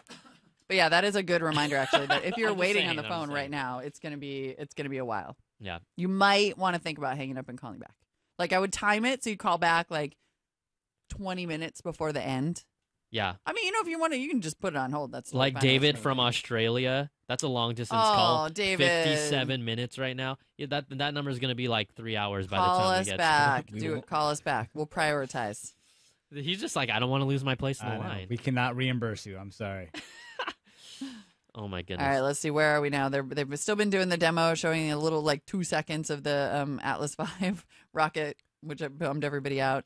Now they appear to be showing off maybe potentially a new version of Pages that has been updated for the new OS. This is speculation from our editors, but they're noting that it looks sort of touch-friendly. Yeah. Of course it does. Of course it does. Flashing back to that poll. I actually have it pulled up now, Steven. Just to let people know what everyone's thinking right now. The poll, what would be a reasonable price for OS X Mavericks? Around $50, 11%. $20 is the sweet spot, 53%, and free, 36%. I think it's more than it's going to be. Definitely not free, at least this time around. No, I don't think. No, I think it's going to be $20. There's a lot of performance. Yeah. Do they do 29 for? They've done 19 OS in the upgrade? past. They've done 19. I don't think this is a 19er. I think this is a 29er. Let's see. All right, they're also showing off the iCloud keychain, which is syncing up, your payment information and your passwords. That's another feature that's built in here because we want to give everyone all that information. I would love to see, among things that I would love to see, a serious conversation about them overhauling iCloud. Like, why don't they talk about iCloud anymore? Because it's terrible. It needs help. They're upgrading everything else. Like, why aren't you do some stuff with iCloud? Make it better. You know what it is also, though, with iCloud? I think it's hard to, explain it enough to the, general consumer. I'm not talking about us, but, the general consumer. Like, what are the benefits of iCloud? Right. Well, I love how iCloud, too, is the answer to the horrible job they were doing with, what was it, me.com? Or what was their whole... Yeah. We're going to buckle down and take this seriously now. I think people are starting to hear about things like Dropbox, though, and they're starting to understand that there's this idea of online storage or an easier way to back up, to restore your new iPhone. I don't think it has to be that mysterious.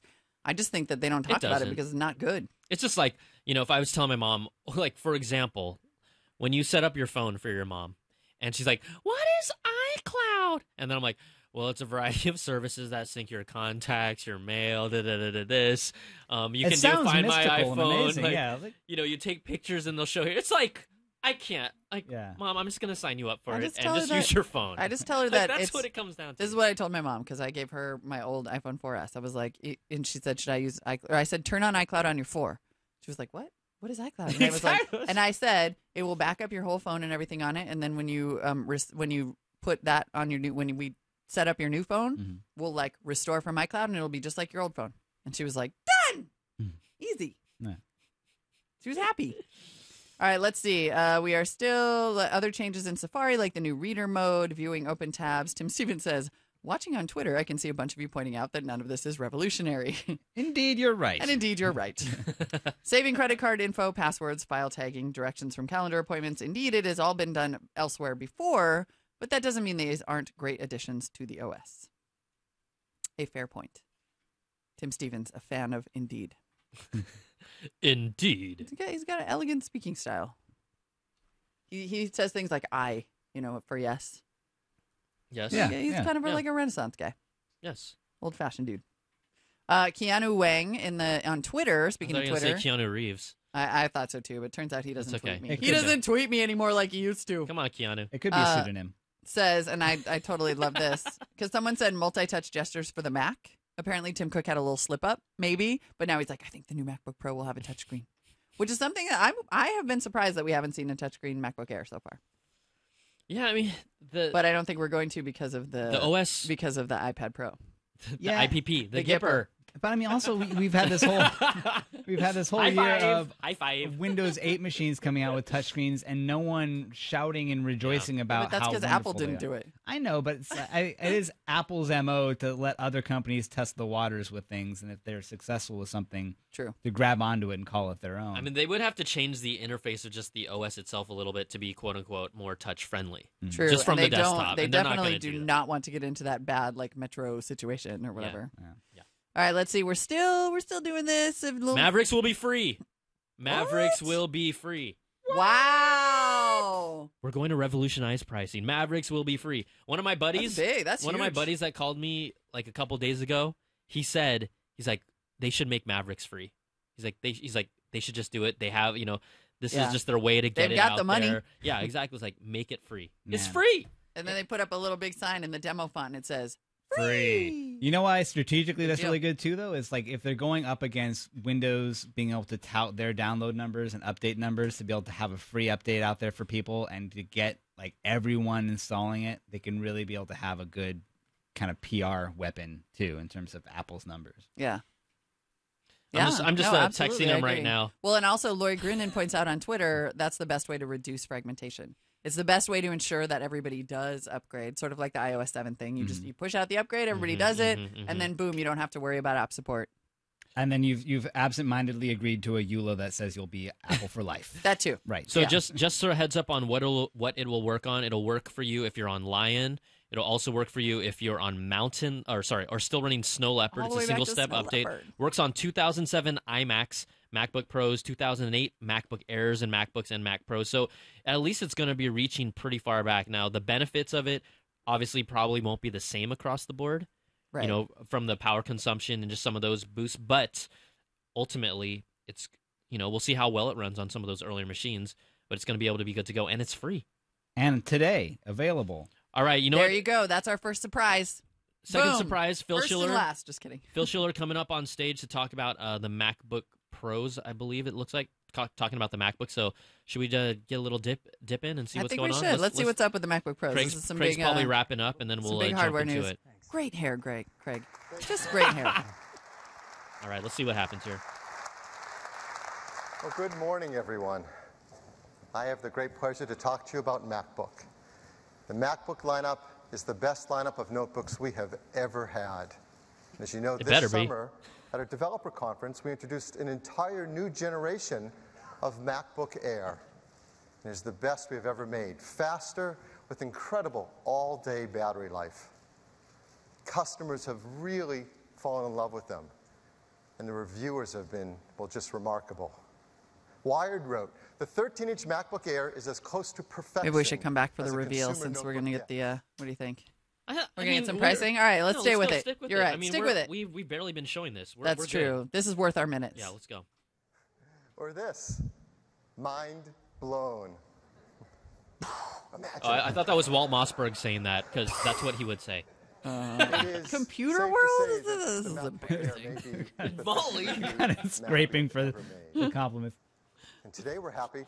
BrianTom.com They could have been saying that about anything, too. Like, did you know the MacBook Pro is the first personal computer with a Retina display? A display with the pixels so small that at a normal working distance, your eye can't discern them, and the images are gorgeous. Where have I never heard that before? And a 15-inch Retina display MacBook Pro. And both are having major updates today. First, let's start with the 13-inch MacBook Pro. It is an incredible machine, and now it is even lighter, under 3.5 pounds, just 3.46 pounds. And the new 13-inch MacBook Pro is thinner as well, just 0.71 inches thin. It's beautiful and thin and light, and it's incredibly fast, too. The new 13-inch MacBook Pro is powered by an Intel Haswell chip. This is a 4th generation dual-core chip. And that chip includes Intel Iris graphics, integrated graphics that are even faster. In fact, they're up to 90% faster than the previous generation. So faster performance, faster graphics, and it gets better battery life too. Now up to 9 hours of battery life for all the things you love to do. Reading your mail, surfing the web, doing productivity, and even watching movies that you've downloaded from iTunes. So if you're a fan of The Black Knight, as I am, you can watch the entire Whoa! He's a big fan. He's the Black Knight. How embarrassing! Yo, have you seen that movie? Because I haven't seen that. Is that the fourth one of the? Is that the quadrilogy? Quadrilogy? Black. Yo, is Twitter blowing up yet? On He's the Black a really Knight? big fan. Have He's you a huge Have you all seen fan. the Black Knight? Because I haven't. Is it out in theaters yet? Scott Johnson on the chat room is like, the Black Man trilogy? Tell me more, Phil. And then Tom Merritt, the Black Knight? He said the Black Knight? Oh, this is too good. Okay, let's go back. This is real good. This is awesome. The previous generation Thunderbolt. And all this performance and battery life comes in a brand new MacBook Pro that's running Mavericks. Craig just told you all about the incredible features and performance of Mavericks and the work of hardware and software together to deliver an incredible notebook experience. The previous generation 13-inch MacBook Pro started at $1499. We're really happy to tell you today that this new 13-inch MacBook Pro starts at just $1299. Wow. More importantly, though, don't pretend to be a fan of the movie if you don't even. 13-inch Retina display, 2.4 gigahertz, dual-core i5, 4 gigs of memory, Iris graphics, and 128 gigabyte of storage. Is Iris the integrated? And That best thing of that's all, integrated graphics. That's it starts Intel's integrated shipping graphics. today. Yeah. Next. Yep. That's a $200 Next, let's talk price about drop. The 15-inch MacBook Yeah, Pro. no, that's big. Although I This all-new generation MacBook Pro is powered by an Intel Crystalwell chip. This is a 4th generation quad-core processor. It includes Iris Pro graphics. Now this is integrated graphics that for many tasks deliver the same performance as discrete graphics, but it does it at a quarter less power. And for those who do want discrete graphics, there are models with the new GeForce GT 750M, and this is a graphics part with 2 gigs of video memory, twice as much as before. So again, faster processing, faster graphics, and longer battery life as well, up to 8 hours of battery life. The new 15-inch MacBook Pro also includes the faster PCIe-based flash. It also includes the faster 802.11 AC Wi-Fi. It also includes new Thunderbolt 2 storage. So it's just better across the entire system.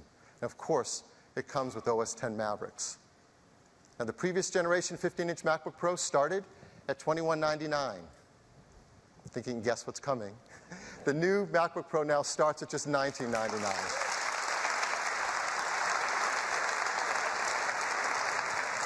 That's for a configuration with a 15-inch Retina display, 2 gigahertz quad-core i7, 8 gigs of memory, Iris Pro graphics, and a quarter terabyte of flash storage. And best of all, it's also shipping today.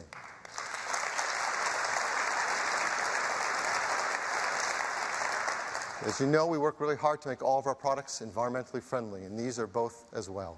Energy Star 6, EP Gold, arsenic-free display, mercury-free display, BFR-free, PVC-free, and highly recyclable with all that beautiful aluminum and glass. So this is our notebook lineup: MacBook Air, MacBook Pro with the Retina display, 2 display sizes on each, 11-inch and 13 on Air, 13 and 15 on MacBook Pro, starting at just $999. So by far the best lineup we've ever had, and incredible upgrades across the whole line. And that's our news for MacBook today.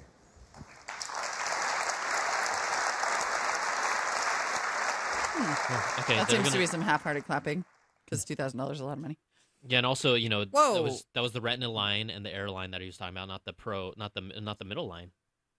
What he's talking about? Yeah, there is no more middle line, it sounds right. The Yeah. MacBook non-Retina line is gone. All right, here we go. We're gonna jump to Mac Pros now. All right. Blown away by this Shabu incredible shabu. new design. It's anodized aluminum enclosure with diamond-cut chamfered edges. So many innovations. Diamond-cut chamfered Cooling edges. system. Wow. It is a single fan. That's pimp talk. The previous generation had 8 fans in I it. do think it looks cool, though, honestly. Or the innovation of the unified thermal core at its center. it is a computer that packs an incredible amount of power into something that's 1/8 the volume of the previous generation. It's simply remarkable. It is our vision of the future of the Pro desktop. And today we'd like to tell you even more about it. So inside this new generation Mac Pro is the fastest processor we've ever put in a Mac. A new generation Intel Xeon E5. Comes in 4, 6, 8, or 12 core designs. 30 megabyte L3 caches. Super fast buses. A PCI Express generation 3 there was a unicorn song I could sing right now. Inside it is the fastest memory we have ever put in a Mac. 1866 megahertz DDR3 ECC memory on a broad 4-channel controller. Massive bandwidth and up to 64 gigabytes inside. Probably one of the most remarkable things about this machine, the team set a goal to have a breakthrough in graphics. It's the first Mac that comes standard with dual workstation graphics. AMD FirePro D300, D500, or D700 graphics. Fast buses, huge amount of VRAM, up to 12 gigabytes, over half a terabyte of bandwidth to it, and up to 7 teraflops of compute power. You know, they could use this to edit the Black Knight. Graphics, they as really well could. as for compute-intensive tasks using the OpenCL technology that Craig mentioned earlier. Storage inside is all flash-based. Simply put, you cannot put a hard drive in anymore that's as fast as this flash.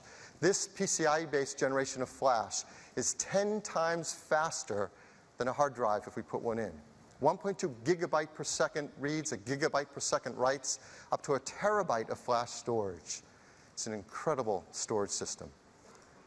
And if you want to expand it, well, external expansion begins with Thunderbolt 2. You can add expansion chassis, storage arrays, and so much more. It has massive throughput. You can bond them together with channel bonding. You can have up to six devices per port. And this is the heart of being able to create a true next-generation video work-through model with a desktop computer. 4K video. 4K video, 16 times the pixels of 1080p HD video. You can have up to 2 displays plus a third HDMI display for broadcast monitoring. There's never been a system that can do what the Mac Pro will be able to do for 4K video. Expansion, it has a really cool feature. When you move it, there's a motion controller, and the I/O illuminates to show your way. And there's a lot of great I/O. Dual audio out, 4 USB 3, 6 Thunderbolt 2, dual gigabit Ethernet, HDMI, the new generation HDMI, up to 4K, Bluetooth 4.0, 802.11 AC. This is packed and built for expansion. Now, we have amazing customers, and we built this so that they can do things that we can't imagine. And we've been dying to get a few of them an early look at it and their hands on it, and so they could tell us all what they think of this new Mac Pro. So I want to tell you about 3 examples. First, video editing. We have a new generation version of Final Cut Pro 10 designed to take advantage of this new Mac Pro. We put one in the hands of Dean Devlin, so this is still filmmaker. preview. You may know of him Just to be from clear, like I don't think Day, we're going to get The Patriot, Oh, yeah, I think and we'll get a Leverage. price. an announcement. Really? He got a chance to use Just the new 'cause Mac they Pro. showed it What did last he have time, to you say know? about it? The Mac see. Pro makes I know. real-time 4K video editing put money on a that? reality. It's more powerful than I ever imagined, and it will change the way I make movies. Photography. I really the do new version think of we will, Aperture though. designed to take advantage of the throughput We'll see. of this incredible Mac Pro. Put one in the hands of Lucas Gilman. You may know him, this amazing photographer, works for Sports Illustrated, National Geographic. Here's what Lucas had to say. The new Mac Pro cuts my editing time exponentially, giving me more time in the field shooting, which is where I need to be. Last, music. Love this shot. It looks so cool. Who doesn't want to be sitting there next to that? Mac Pro. Yeah. We gave one to Stuart Price, music producer for no one less than Lady Gaga, Madonna, and The Killers. Here's what Stuart had to say about it. The new Mac Pro is blazing fast and shocking Okay, and quiet. we're just going to come out You real have to quick. not hear it to believe you know, it. Obviously, the stream is a little behind on what's happening live inside, but the price point for the entry-level Mac Pro is going to be $2,999. Yep. So just under $3,000, basically $3,000. That's for a 3.7 gigahertz quad-core machine, 12 gigs of RAM, 2 gigs video RAM each for the Dual Fire Pro. That's for the video cards that are in there. 256 gigs of solid-state drive, hard drive space, and it'll be available before the end of the year, Apple says. Wow. I think if I would owe you a $5 if you had taken me up on that bet. But only one color, as far as I can tell. Oh, that is so disappointing, Donald. Scott Stein's pretty odd. Scott Stein on Twitter said the new Mac Pro looks like it generates its own singularity, which is very true. In honor of the Black Knight, it only comes in black. That's right. I like how they forcefully put it on the desktop in all those pictures.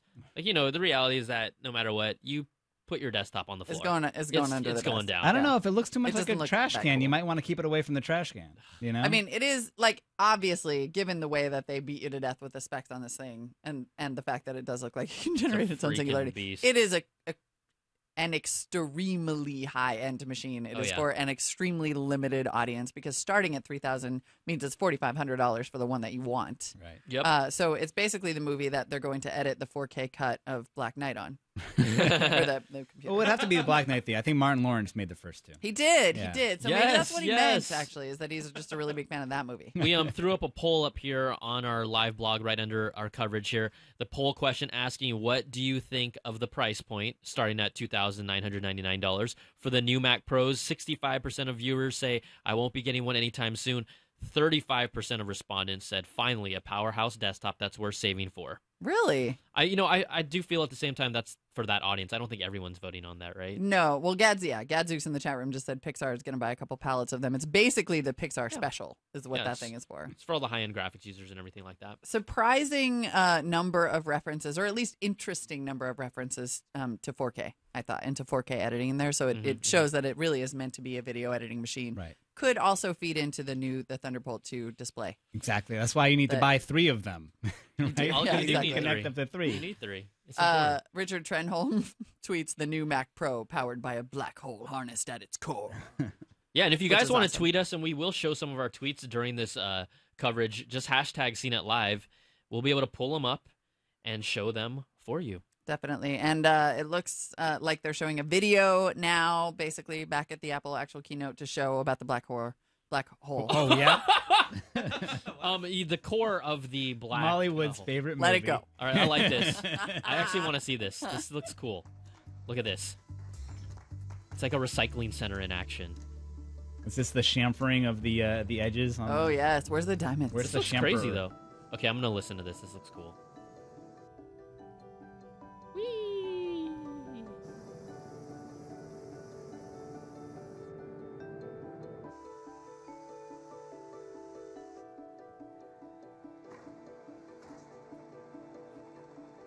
It's kind of crazy.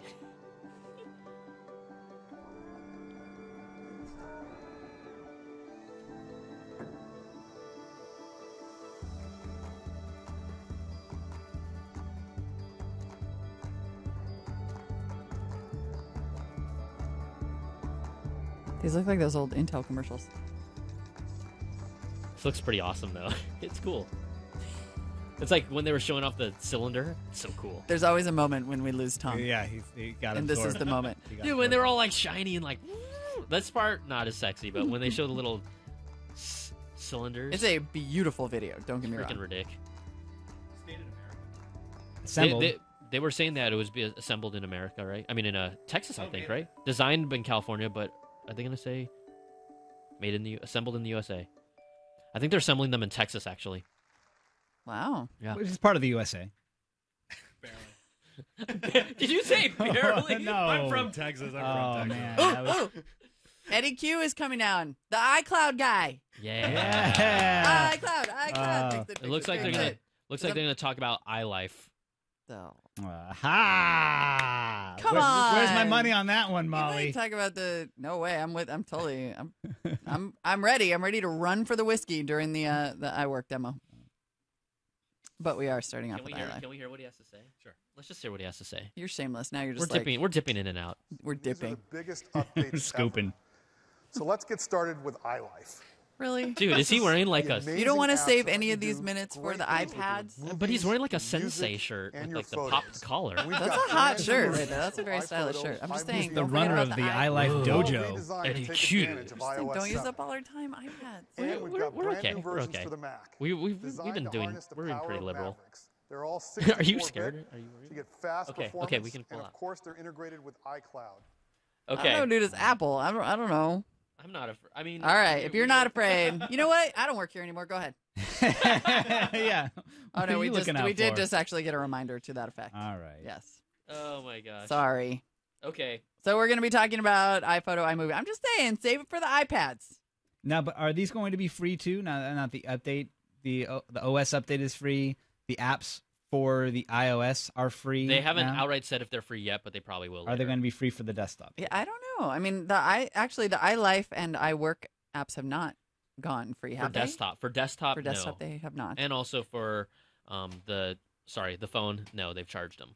For iWorks. Yes. I thought for some of the iLife apps they haven't, right? So there's announcements that like iMovie for your iPhone is now free. Wasn't that from like last month? I could be making that up. It's possible that iMovie for your phone. I was love now fabricating. Free. I'm sure that the chat room will probably. Someone just tell us. It's like free, not free. It gets a little confusing, especially when you don't use them. Yeah, I thought iPhoto, iMovie. I mean, honestly, when you don't when you don't use them, when you don't use them, I have no idea. But you may be right. I think those may have been announced to be free. So far, what we've seen, it sounds like we're in a demo, but not that many more features. There's new bookmaking for iPhoto for iOS, so that you can design books on your phone or tablet and then pay Apple to print and send it to you. Which is funny because I just was a judge at Launch Mobile, so judging startups, and 2 of them were about bookmaking, iPhoto bookmaking. The photo bookmaking. Yeah, the photo bookmaking is kind of a big deal across all services. People totally do it. I know, people love it. Yeah, I have yet to find a good solution for that. iMovie. It just takes a lot of time. Yeah. It takes a lot of time. Like, Both that's of the these thing. were. No matter what you do, it just takes time. Yeah. You just want it to be one button. The auto layout features never seem to work. You gotta find the right picture to put in the right spot, and then you change it up. It's just it's a lot of work. And both of these were trying to solve that. I mean, we'll see, but it was interesting. iMovie also gets a new look. No more need to create projects or edit. You can just use the app to share your videos out to social networks, which is actually nice if you use iMovie on your phone, because sharing videos is still also a huge pain point, and I'm not sure why. New effects like picture-in-picture on iOS, and on the Mac there's a new browser and special slow-mo controls. I will say that slow-mo is also... It's awesome! Like, that's the other feature in addition to iTunes Radio that slow-mo to me is like the reason to buy the iPhone 5S. I was like, oh my God, I would do this. Remember, you guys weren't too hot on the 5S when it was announced. I was the only one that was hot on it. I'm not very hot on it at all. I just really want slow-mo. And I'm sure there's an app that can give me that. You like the fingerprint scanning too, though. I like a big screen though. I'm gonna get HTC One Max. You're seriously gonna get a Max? You are not gonna get a Max. Don't lie to me. Don't lie to me. I'm thinking very because I was gonna get the Note 3, but then it's region locked. No, I would get it too. It's a collector's item. It might be the last product that company makes before they go under. That's a problem. GarageBand is going from 8 tracks to 16 tracks, so that 64-bit devices like the iPhone 5S can handle it. They can handle 32. New feature for iMovie called iMovie Theater that takes clips you've made and puts them in a simple page that will sync up on iOS and Apple TV via iCloud. Just like quick uploading, basically. Quick uploading, yeah. On to GarageBand. Here we go. It's going from 8 tracks to 16 tracks. Already. Yeah, dang it. baby. We just broke our no-hitter because I just said that. Seriously? Yes. Yeah. You know what happened? Like when you're You were looking at your iPhone. That's what it was. You're absorbed in the Twitter sphere. I was chatting. Yeah. Damn it! I know. We almost did it. Why would we do that? That would be terrible if we had a show where we didn't do that. The funny thing is 90% it's you repeating what I said, but this time it was me. This is how I know the Matrix is real. Yep. Okay, what part of GarageBand did you get to? I don't want to repeat you. Now they're on the quick demo. It's been reworked with a new look. There's still some skeuomorphism, but it's been toned down a little. So now we're getting a quick demo of GarageBand on Mac. It's been reworked with a new look. What? Nothing. I have no idea. I just want to know I maintain that I still want to know at what point the entire tech world learned the word skeuomorphism and where was I? It's been over the past year, really. Yeah, I think it's because people were criticizing it so much. It became like, I don't know who started it. Someone started it. The word. Someone Or started the it. mockery thereof. I think it's still really practical when you're talking about virtual instruments to have the skeuomorphism there, because you want the poles on your Hammond B3 organ to look like organ poles. You don't want them to look like some abstract thing. Yeah, True. For music, totally, it's a different context, right? You're like, here's a keyboard. Well, what is it? What does it look like? Right. What does it remind me of? Why does everything look like the 80s in my garage, man? With thin, skinny font. Like, I'm in the modern world everywhere else. And then I got in my DeLorean and went back to the future for GarageBand. 14 more drummers and instruments can be added with in-app purchase. Each of these drummers has a different style. This is kind of what they have in the new Logic, where they have different kind of styles that can adapt to like the way that your music is laid out. They have different names too, apparently. The different drummers. There's Kyle the drummer, and then now there's Gavin, who has a mustache and a Max soul patch. Max here hails from Berkeley. Apparently, Wait, how there's do a you little know that? description on the photo. It says, "Hailing from Berkeley, Max is influenced by fast, hyperactive punk rock, and he plays tight, energetic beats with a punchy kit." Well, that's the drummer that I want. Just pick your guy. Right. And that's how you get your drums. And then just wafts of pot smoke emanate from your computer. Stop stereotyping Berkeley. Oh. Tim Stevens is actually cracking me up on the live blog. He's like, Kyle has no feelings. He does not complain about being too tired for the encore. Gavin, the drummer, has a mustache and a soul patch. He still has no soul, though. It's just literally true. All Q right. is back. Go ahead. Even worse, enough with iLife onto iWork. I knew it. All these apps will be free with the purchase of a new Mac or iOS device, and the updates are going out today. And now, hot damn, it's a whiskey time. You guys, I just learned recently that my NATO alphabet name, why did I never know this before, is Mike Whiskey. How freaking awesome of a name is that? Your NATO alphabet name? Okay, fill me in because I'm totally dumb to this. You know the NATO alphabet, Alpha, Bravo, Charlie. Yeah. So like your NATO alphabet name is Bravo Tango. Yeah. Which is pretty sweet. Pretty sick, honestly. Yeah. Delta Bravo, not bad. All right, yeah. But Mike Whiskey. Yeah. Really? That is awesome. That's crazy. That's an awesome NATO alphabet name. Yeah, it's like your punk rock name too. Yeah. I like Sierra Bravo over there. Sierra Bravo. Bravo Tango's totally pretty rad. sick. I know. I'm gonna take that. I'm gonna roll with that one. You should, dude. Time That's to your new change. Time to thing. change the Twitter name. Boom. Bravo Tango. Mike Whiskey is totally going to be my new gamer tag. Yeah. I love that. That's okay, so sweet. anyway, it's the biggest update of iWork ever. Pages, numbers, and keynotes have gotten reworked for iOS 7, and now they're completely written for the Mac. Q says that iWork now has full file compatibility. It's like, you know what? The good thing is no one has complained whenever we poo-poo iWork. So totally true. I feel like Nobody it's gets justified. mad. Like people typically get pissed at us when we poo-poo certain things. Not iWork. No. There is no secret iWork fanboy contingent. That does not exist. Like there's nobody down there under the radar just being like, I can't believe you guys make fun of iWork. Is there like an iWork user group, that we could just like kind of just harass? Oh, they're gonna come out now. They're gonna come out. Somebody's gonna Send. form one right now. Ben Parr's like, iPad time? No. Let's talk about iWork. I'm pushing my estimate for iPad news to next Halloween. I think it'd be awesome though if Eddie Q, as he transitions between different features, he would do like a. Or like if ninjas move. came out to Because attack Dojo. him and he just deflected them. Oh and yeah, with like the backhand, Punch them off the blind stage. backhand. He's got the dojo look going. Yeah. This looks like the iWork user group right here. Is that right? Apple Works. It's from Apple Works back in the day.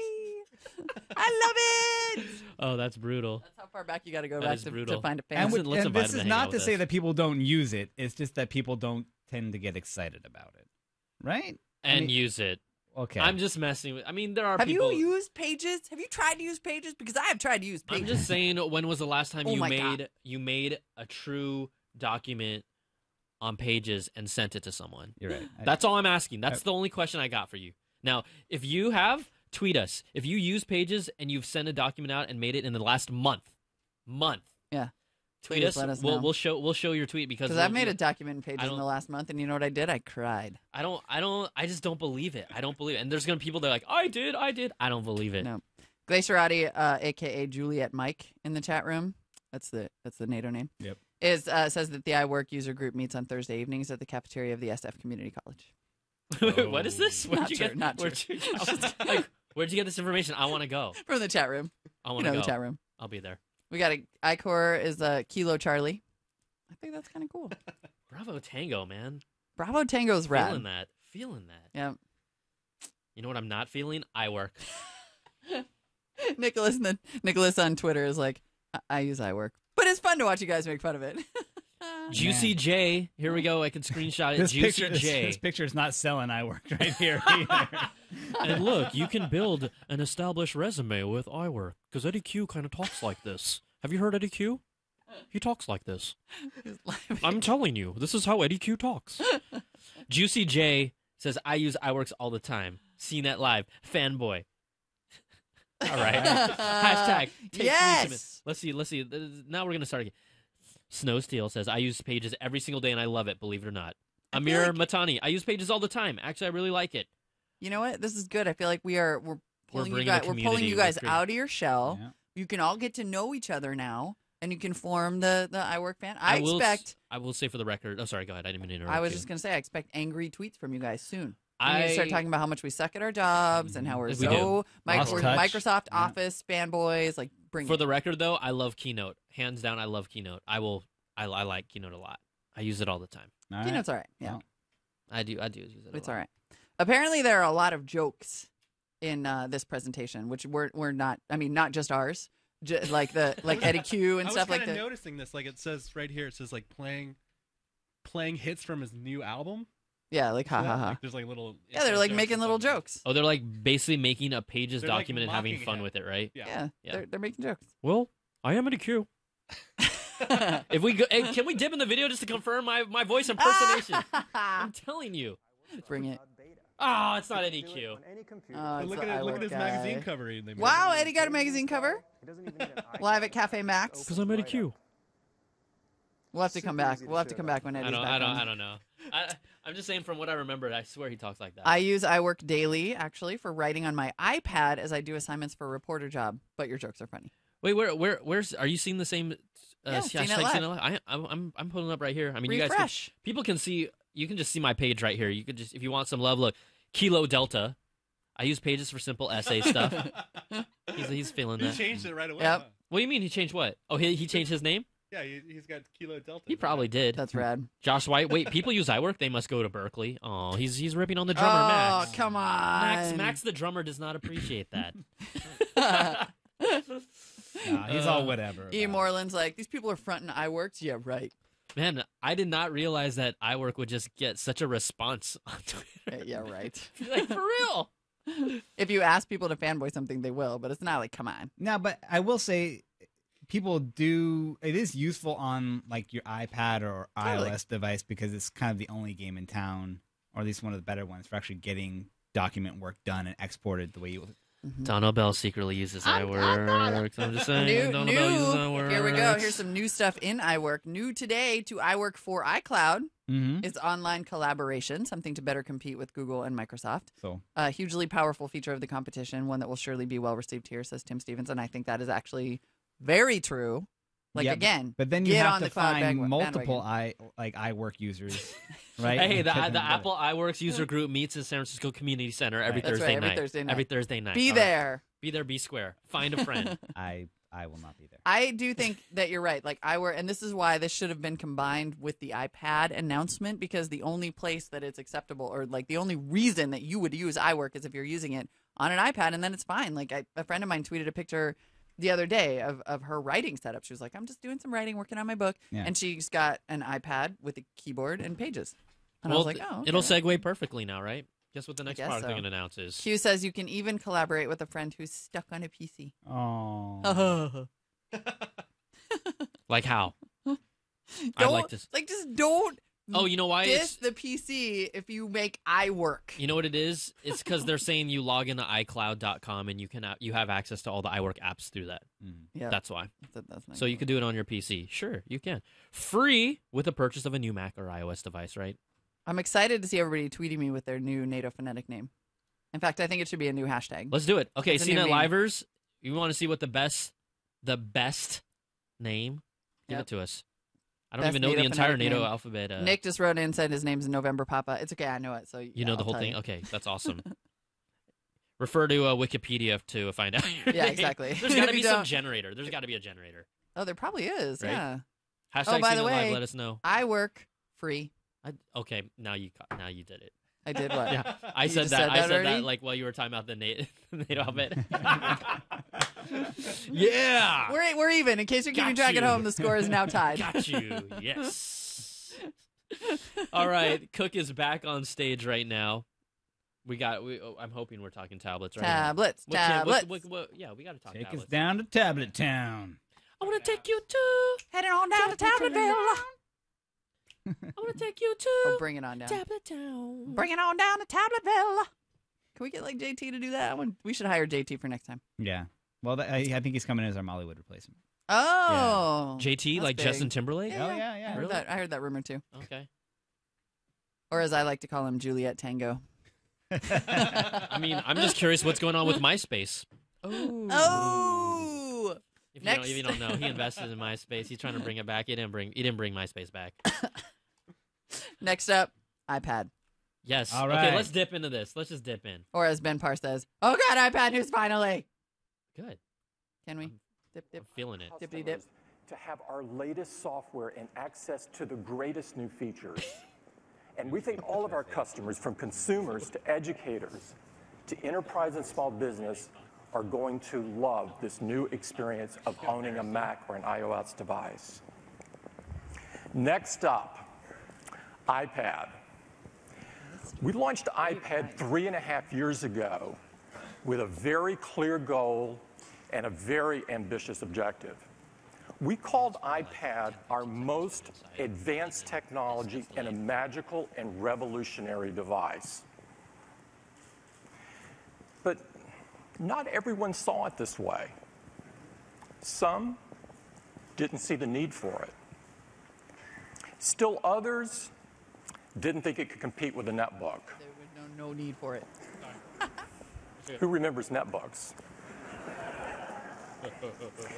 Still others doubted it would have any impact on the industry at all. But I don't think that one was me. But we really believed in our I want to see vision. who said that. I said that I don't think anyone needs it. iPad I has still gone think that's on true. to become one of the most successful products in Apple's history and one of the most successful in the industry.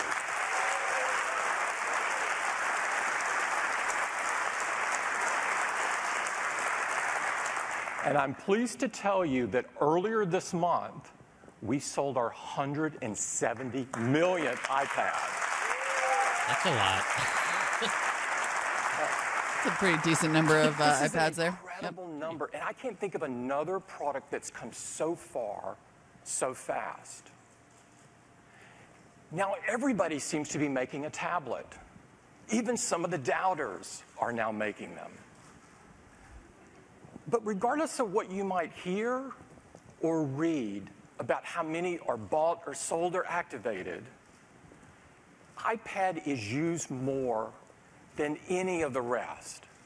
And not just a little more, a lot more. iPad is used over 4 times more than all of those other tablets put together. And this is what is important to us. Because when you make a great product with a great experience, this is how you know it. People use it. And what's even more rewarding to us is that people love it. iPad is rated #1 in customer satisfaction and has been since the inception of the ratings. And the reason is because iPad combines into an incredible experience hardware and amazing software and intuitive services into an experience that no one else can match. And iPad has become a great platform for third-party developers. We now have over 475,000 apps on the App Store. And these have been custom designed for iPad, not this stretched out smartphone app that our competitors are doing. No one else is close to this. But it's not about quantity, it's about quality. iPad offers amazing ways for you to be creative or productive or educated or entertained wherever you might go. So when you think about the combination of hardware, software, services in this incredible selection of apps, we gotta get to it. It's no wonder that iPad has had such a profound experience in such a short period of time. TechPinions called iPad the biggest shift of our generation.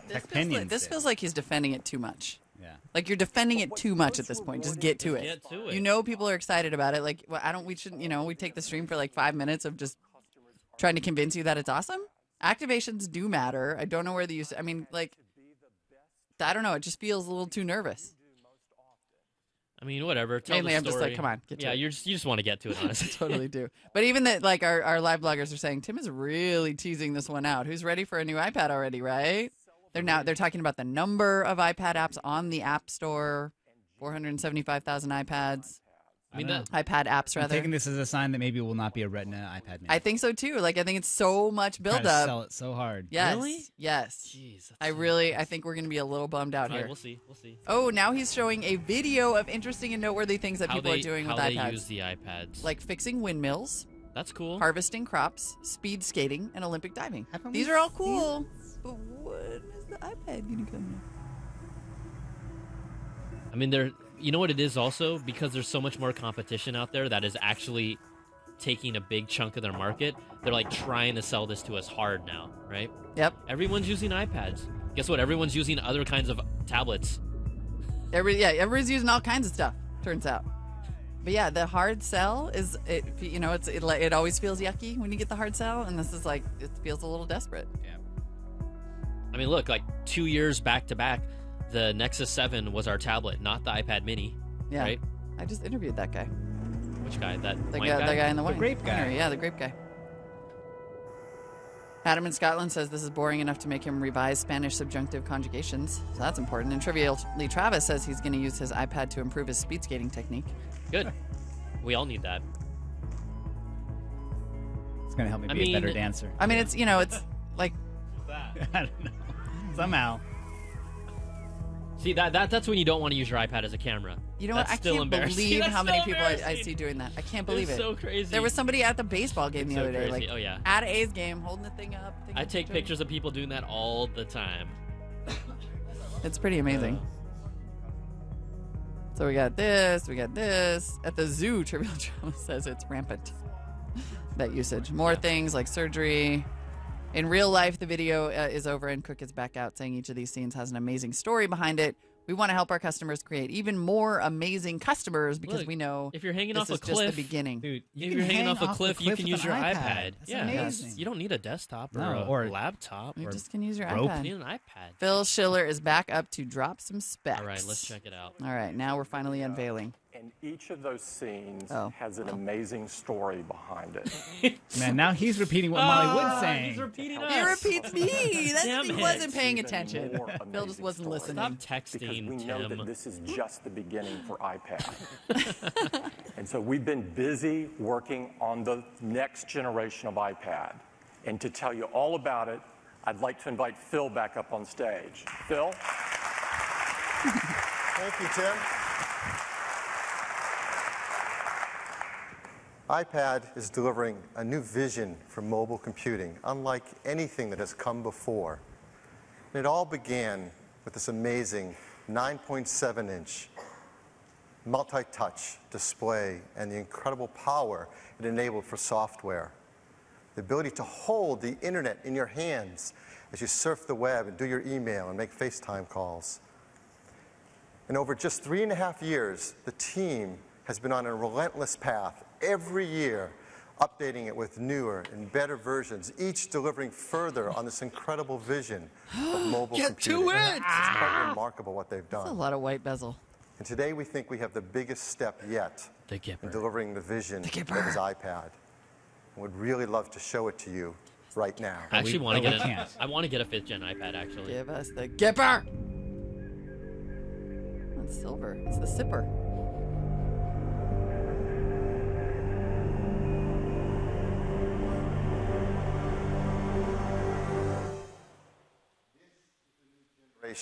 iPad. Crickets. Thinner, lighter, more powerful than ever before, and incredibly, excitingly new in so many ways that it deserves a new name.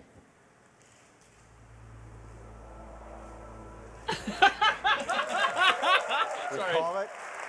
This is like a parody. It better be super. I have failed. I was gonna make the parody, but I failed. I'm too late. It begins with that beautiful 9.7-inch Retina display. I sold my iPad 3, so I want to get a new one. As you look closer, you see I'm ready. that the bezel around it is smaller than ever. I hope this little dramatically basketball-shaped That's pump bringing on the it. previous generation in next to it.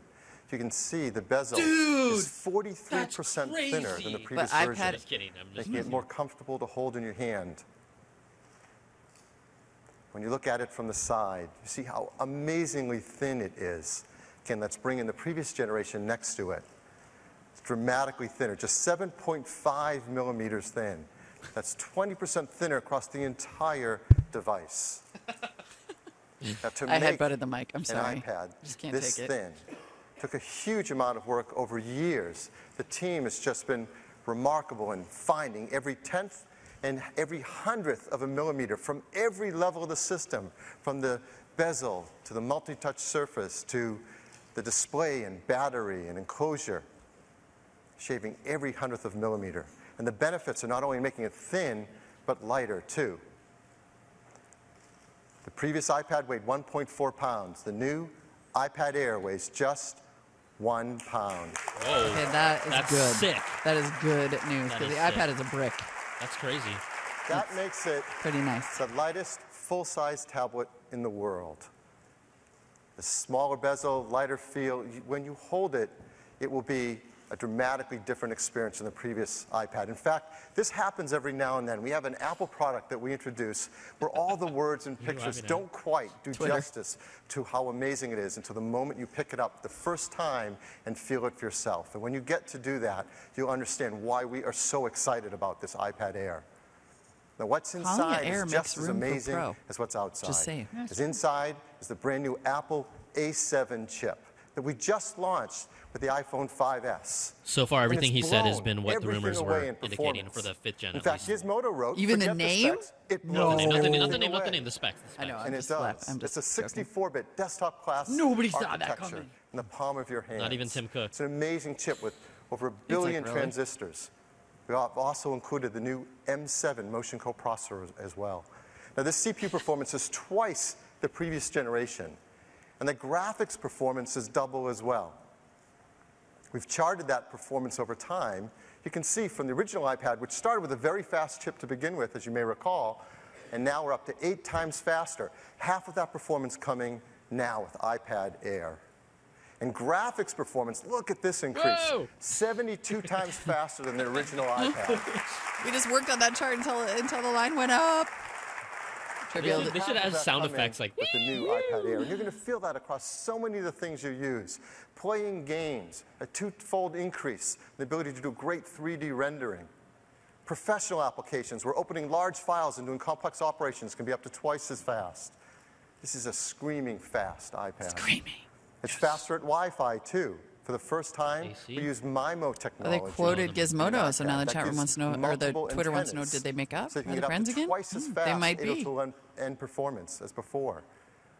We've also expanded the ability to have broadband wireless access in more places around the world with expanded LTE coverage with more and more carriers.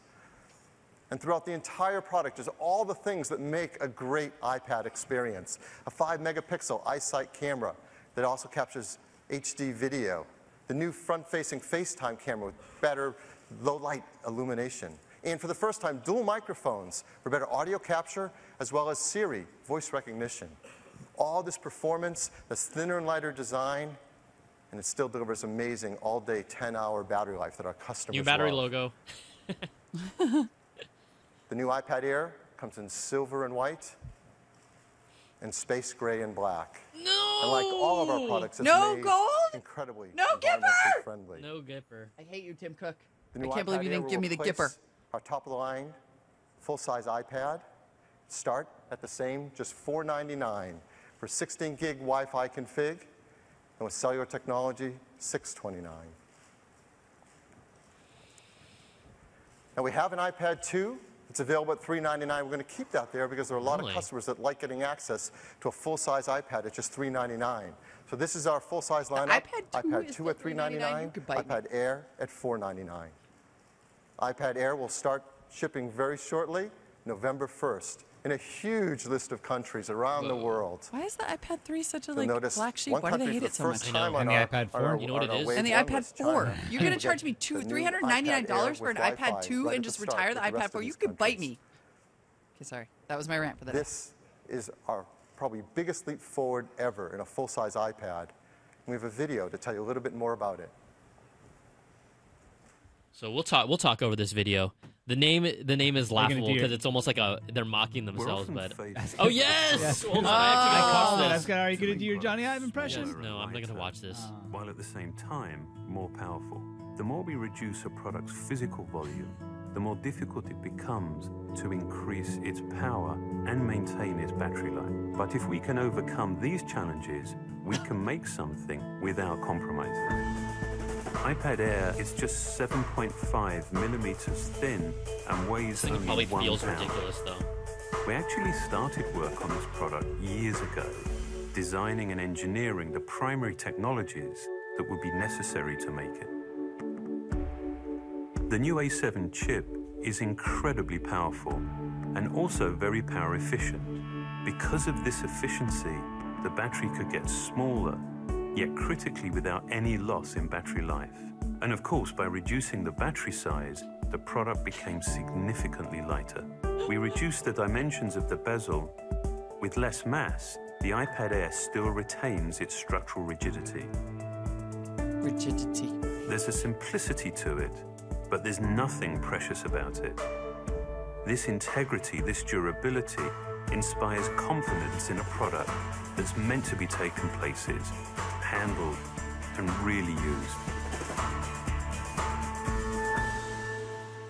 With the iPad, we set out to redefine mobile computing. Tom Merritt just tweeted Up he no until longer now, believes Johnny Ive is a 64-bit real boy. architecture was something you'd normally only find in desktop computers.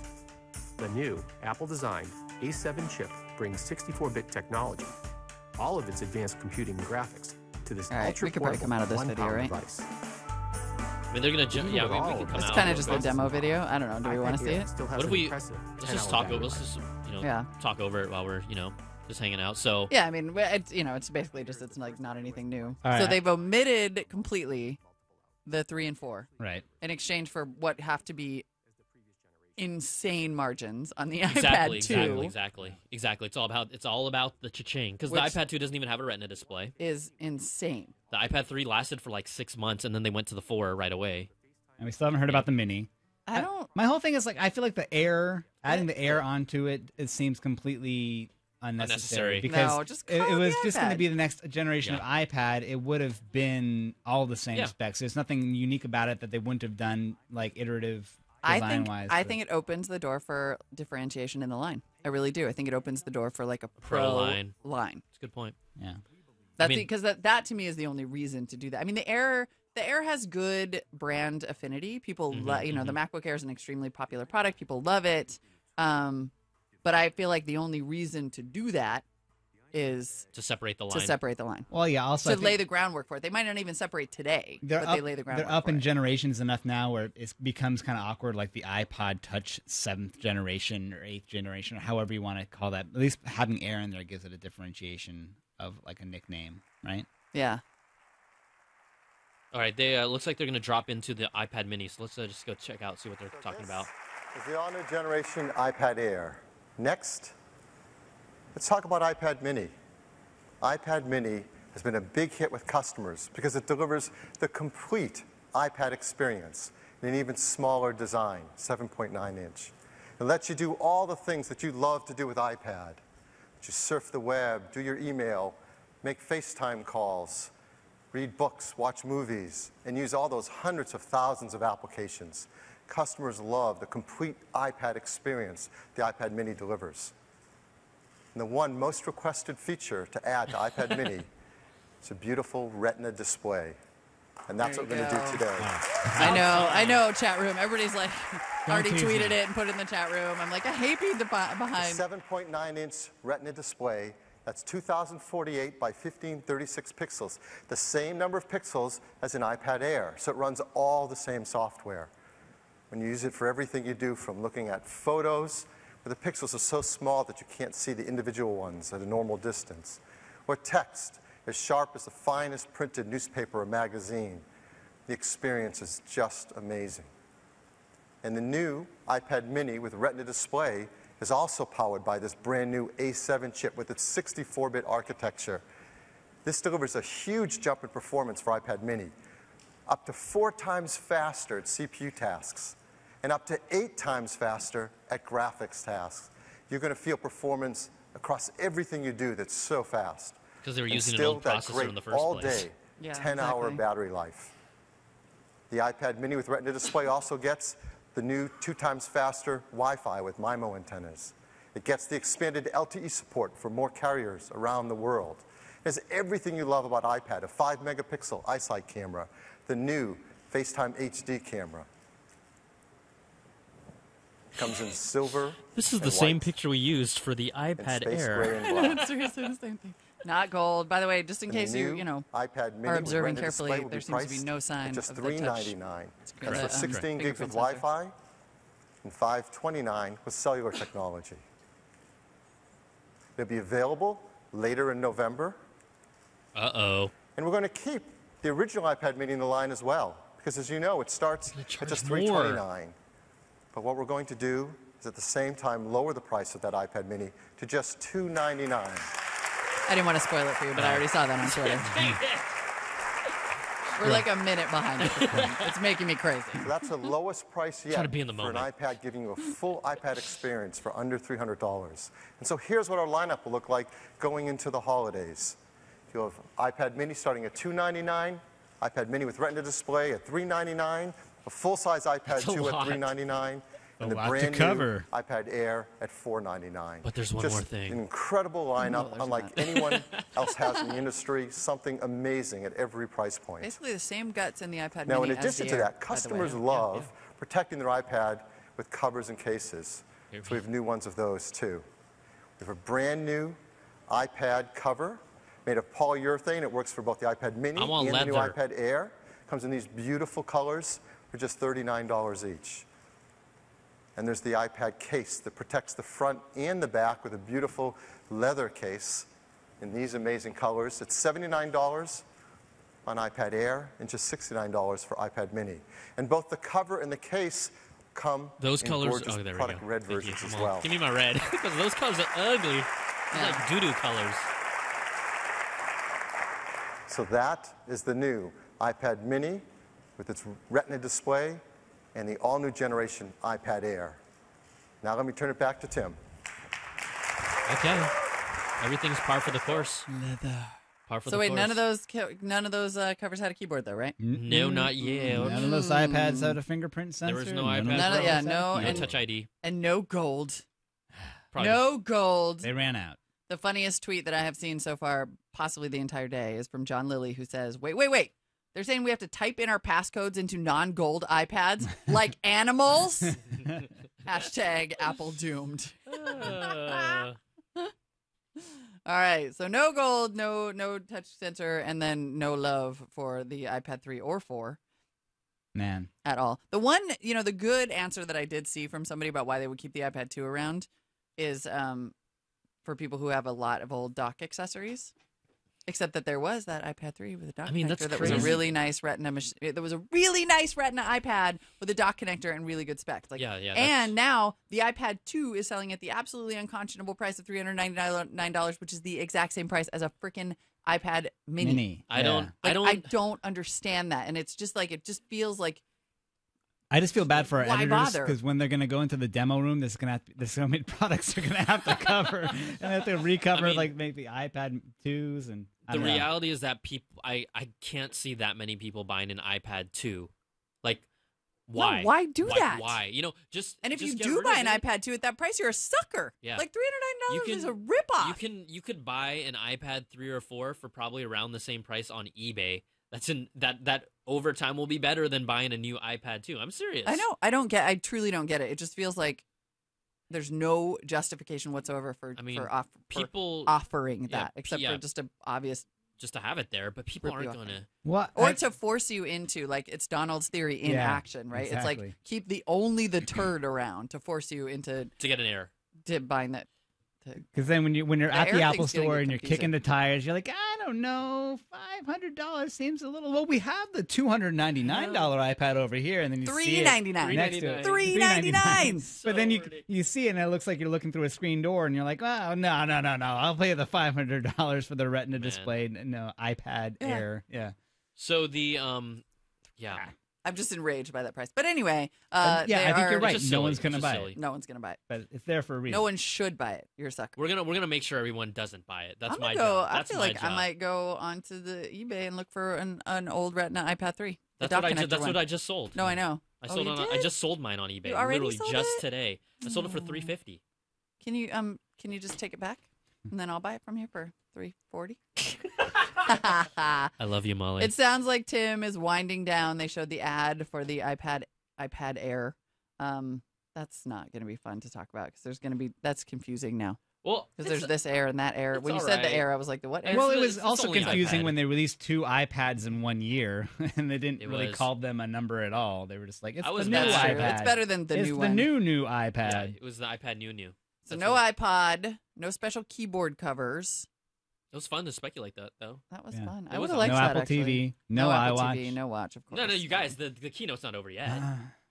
That's true. Could happen. Hold on to hope. All right, just if you guys want to know what you guys are all thinking out here right now, we still have our polls attached to our live blog. So our poll here, what do you think of the new iPad mini? 66% says finally it's worth getting. This is the iPad mini with the Retina. 34% says Apple is still behind the competition. Remains to be seen how they all spec out, but people, at least that were watching this, like what they saw. It's, again, it would have been hideous if there was no Retina display on that. No, that would have been pretty awful. Yeah. So I guess the biggest takeaway here, the video I'm most excited to see is like Scott Stein's reaction to picking up the lightest tablet. Well, he'll tablet like on the it. market. Have you seen his other videos? He's gonna like it. He does like the iPad. It's gonna be countered by his disappointment in the fact that there's no iWatch there. I'm sure he's as like CNET resident, like wearable tech guy. That must have been a little disappointing that wasn't a one more thing. But I think that it is a thing that they brought this up in the announcement. I think that it is true that the lightness of a product is one of those things you can't really capture on paper or on video. But it makes a big £1 difference. Yeah. It's gonna be nice. In the promo video, they showed a pencil on a table, and then behind that pencil was the iPad Air. Right. Should have called it the iPad Pencil. And we've, for a long time, have talked about how that's more indicative. Tablets needed to get to this place where they were that light in order to really be a better e-reader type experience or something you read on for a long period of time without getting fatigued. So maybe it's now kind of crossed over. Maybe this is a momentous threshold that the tablet has crossed over. The £1 threshold. The £1 threshold? Yeah. Oh, maybe. For 10-inch tablet. Yeah. No, that's kind of good, I guess. I want to see it in person. Yeah, I'm sure it is. They are always like remarkable the first time you see them, right? Whenever something from Apple gets lighter and thinner, you're always like, "Holy crap, that is lighter and thinner!" Like, wow, right. And then you forget for a second, like it's also hella expensive, going to be replaced in 6 months, like whatever it is. I don't know. Yeah, it's fine. I'm just really mad about that iPad 2 thing. I mean, I know it just feels like it feels wrong, but no one's move. gonna buy like, it. It's like a dick move, but no one's gonna buy it anyways, right? Yeah, but why do that? I know. But why you got to do that? Why I gotta be like that? Okay, guys. You know who's happy right now, aside from Martin Lawrence, is Logitech. Logitech is probably so happy that Apple didn't come in and eat up their keyboard cover, empire. They sell bonkers of those things. They're like $100. Okay, guys. So you know what? We're here. The show is over. At least Apple's keynote. We're gonna be here for probably about the next half hour. So just recapping. Really, more than anything, we want to talk to you guys, get your reactions. First of all, on Twitter, you know the hashtag here. I'm gonna touch it right here. You're just touching yourself. There it is. We're over here. The CNET hashtag right here. Okay. So, anyways, you guys can tweet us what you thought about what you saw, what you liked, what you didn't like. Also, our phone lines, jam-packed. Should we just hit a few? Jam-packed, let's do it. Yeah, let's do it. Okay, especially the people who've been waiting all man, our boy, the guy from Australia, He was on hold for like an hour plus, and it just dropped off. Oh, no. I'm dead serious. Okay. Oh, bless your heart. Let's go to Alejandro from Bogota, Colombia. Alejandro, we need to turn the volume down on your computer, and we'll talk to you. Look at that. I can hear my voice. I hear me too. You know what? I'm going to put him on hold. I don't, that's unacceptable. You got to mute it, and then maybe we'll come back in a minute. That's unacceptable. Okay, here we go. Let's go to Chris from Bristol. Chris, how's it going? Hey, how's it going, guys? I'm doing good. What time is it there? How about that then? How about what? Well, the whole announcement, really. Yeah, how about that then? I know, right? How about that? Were you whelmed in any way, over or under? Well, there were different levels. I'm going to try and do my best nerd voice. There were different levels of whelm for each thing. I mean, well, for one, Mac Pro. I get the announcement thing. I'm liking the dim sum thing, by the way. That's probably my favorite. Makes you hungry. Yeah, that made me hungry. I'm hungry right now. It did make me hungry. But yeah, they're just kind of telling us that that's still a thing. So, well, what did you like, Chris? What did you like? How about that? What did you like? Yeah, let's fast stuff. Mavericks, free, loving it. Yes, true. Well, that's a win. That's a win. That is definitely a win. iPad Air, maybe. Looks pretty exciting. Although the thing that I kind of noticed, I was really thinking they were going to put Touch ID on that. Yeah, I'm surprised about that as well. Yeah, thanks for calling in, Chris. I think that we were hoping that we just see it because it's kind of a feature that should be rolled out across their products. Mm-hmm. But you know what? In a weird, sick way, they probably said, "Look, we redesigned the exterior. We gave them a Retina display." Oh yeah, they only do one thing at a time. That's what I'm saying, right? Totally. So they're gonna want a little more, and guess what? We'll work out the kinks with Touch ID, see if we can speed it up a little bit with the iPhone, see how people are using it, and then we'll throw it on the iPads in the next gen. And this is what I really want to see them do, and I've asked for this for years, is if they're going to implement it on the iPad, have it be like a multi-user account login for like a family-usable iPad to be able to share it between different people and have different apps load up. That's what I was hoping for today. Yeah. That's exactly what I was hoping for today.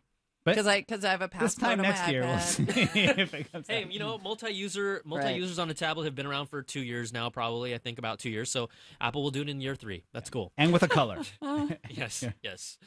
But no, absolutely. With the whole Touch ID multi-user, that would just be money. Just do it. I would absolutely love that. Do it. I don't know. Why didn't? Well, they will, like you said, in a year when I'm too mad to get it. It's when they don't have a form factor change. That's when they throw that in there. That's all. You know it. We all know that. No, I know. Believe me. You're like, oh no, I'm just at this exact moment. No offense to all of you, feeling a little happy that I won't have to come into this room and like pretend to get excited. Molly's thinking about her post-CNET winery she'll be opening up or whatever her parachute industry is going to be. I'm just saying, yes, Apple biter boy here. Because I sold my iPad 3, I was waiting for a new iPad. I like what I saw in the Air. Yeah, I mean, personally, I liked it. No, I think it looks like a great device. I agree that it looks like a great device. I think the iPad Mini finally becomes the device that you're going to get. Yeah. But the one that I want to totally go on eBay for is the old non-Lightning iPad 3. Yeah, me personally, like, there's nothing that I saw today that I'm like, I need to pre-order this right now, but I am excited to download Mavericks once I come. Yeah. Exactly. I'm kind of with Chris, actually. Like, I'm excited I'm super fired up for my Mavericks update. Yep. I would have pre-ordered a new iPad if it had the fingerprint sensor, no question. Yeah, that would have been like done and done, because I'm on first generation because it's my kid's iPad, and so I feel like that is exactly the use case that I want. And minus that, I'm like, I'm not gonna $500. That's serious money. Not doing it. This sounds really bad because we're locked in this keynote, and like sometimes we don't pay attention. Did they give the official date for when they're gonna roll out Mavericks for free? Today. I thought it was today. Is it coming today? Yeah, Today and free. Okay, that's it. Good. There you go.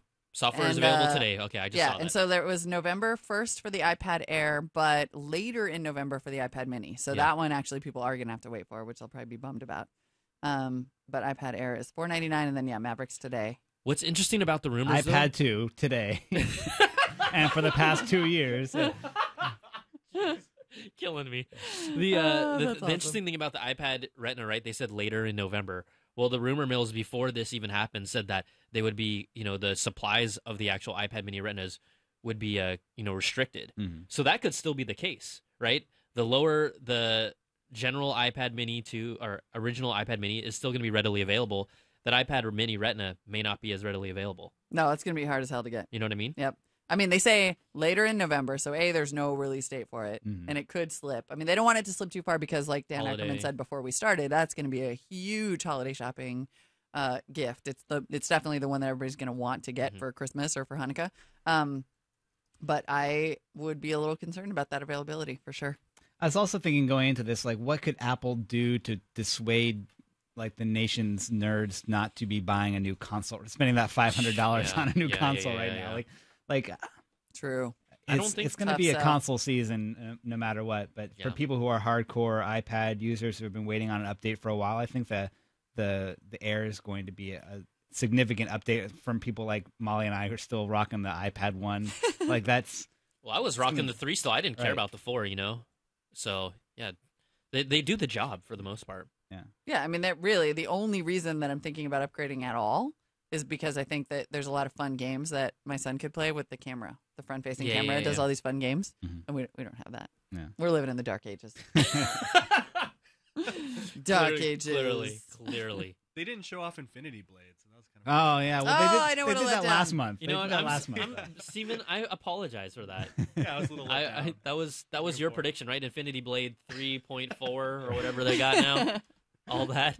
That's just an iPhone thing. Yeah, You're gonna I really was bust that I out was for expecting an iPad demo. I was surprised. I mean, there was some appeal to the corporate sector, as somebody just noted on Twitter, but I was surprised that there was no kind of more direct call out, like no more sort of, pro.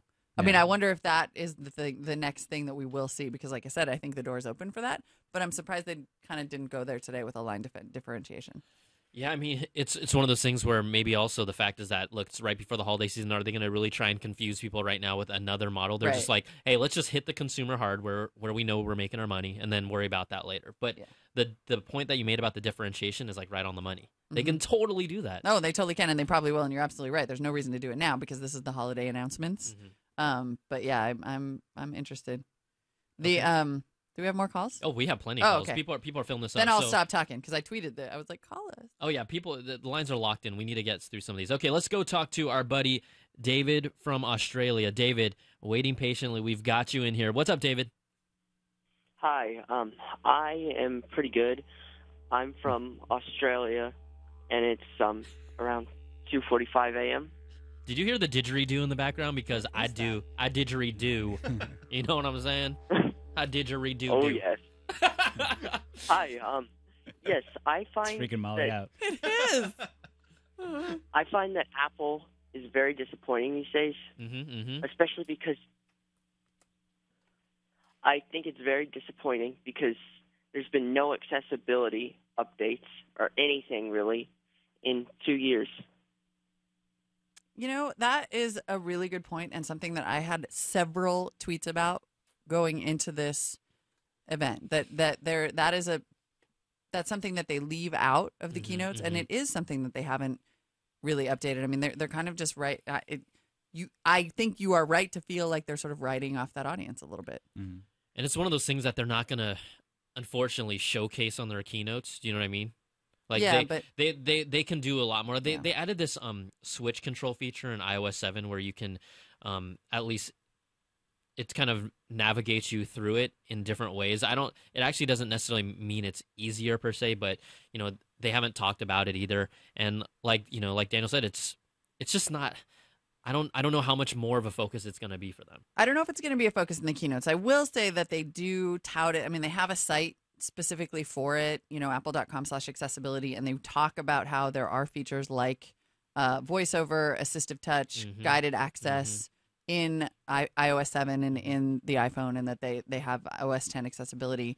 I would be surprised too, though, I admit, to see them talk about it in the keynote, because honestly, they just sort of they never have, but it's a good thing to highlight, because it's a big audience, and I really do before every event get a whole bunch of tweets and emails about it, and I think it'd be a good idea for them to bring it up more often. Also, the reality is other companies aren't talking about it either, so you can at least kind of they're not throwing it in their keynotes per se as much. So yeah, if they wanted to at least kind of take a stand and make a point of it that it's something that's important, they could at least do something, right? Yeah.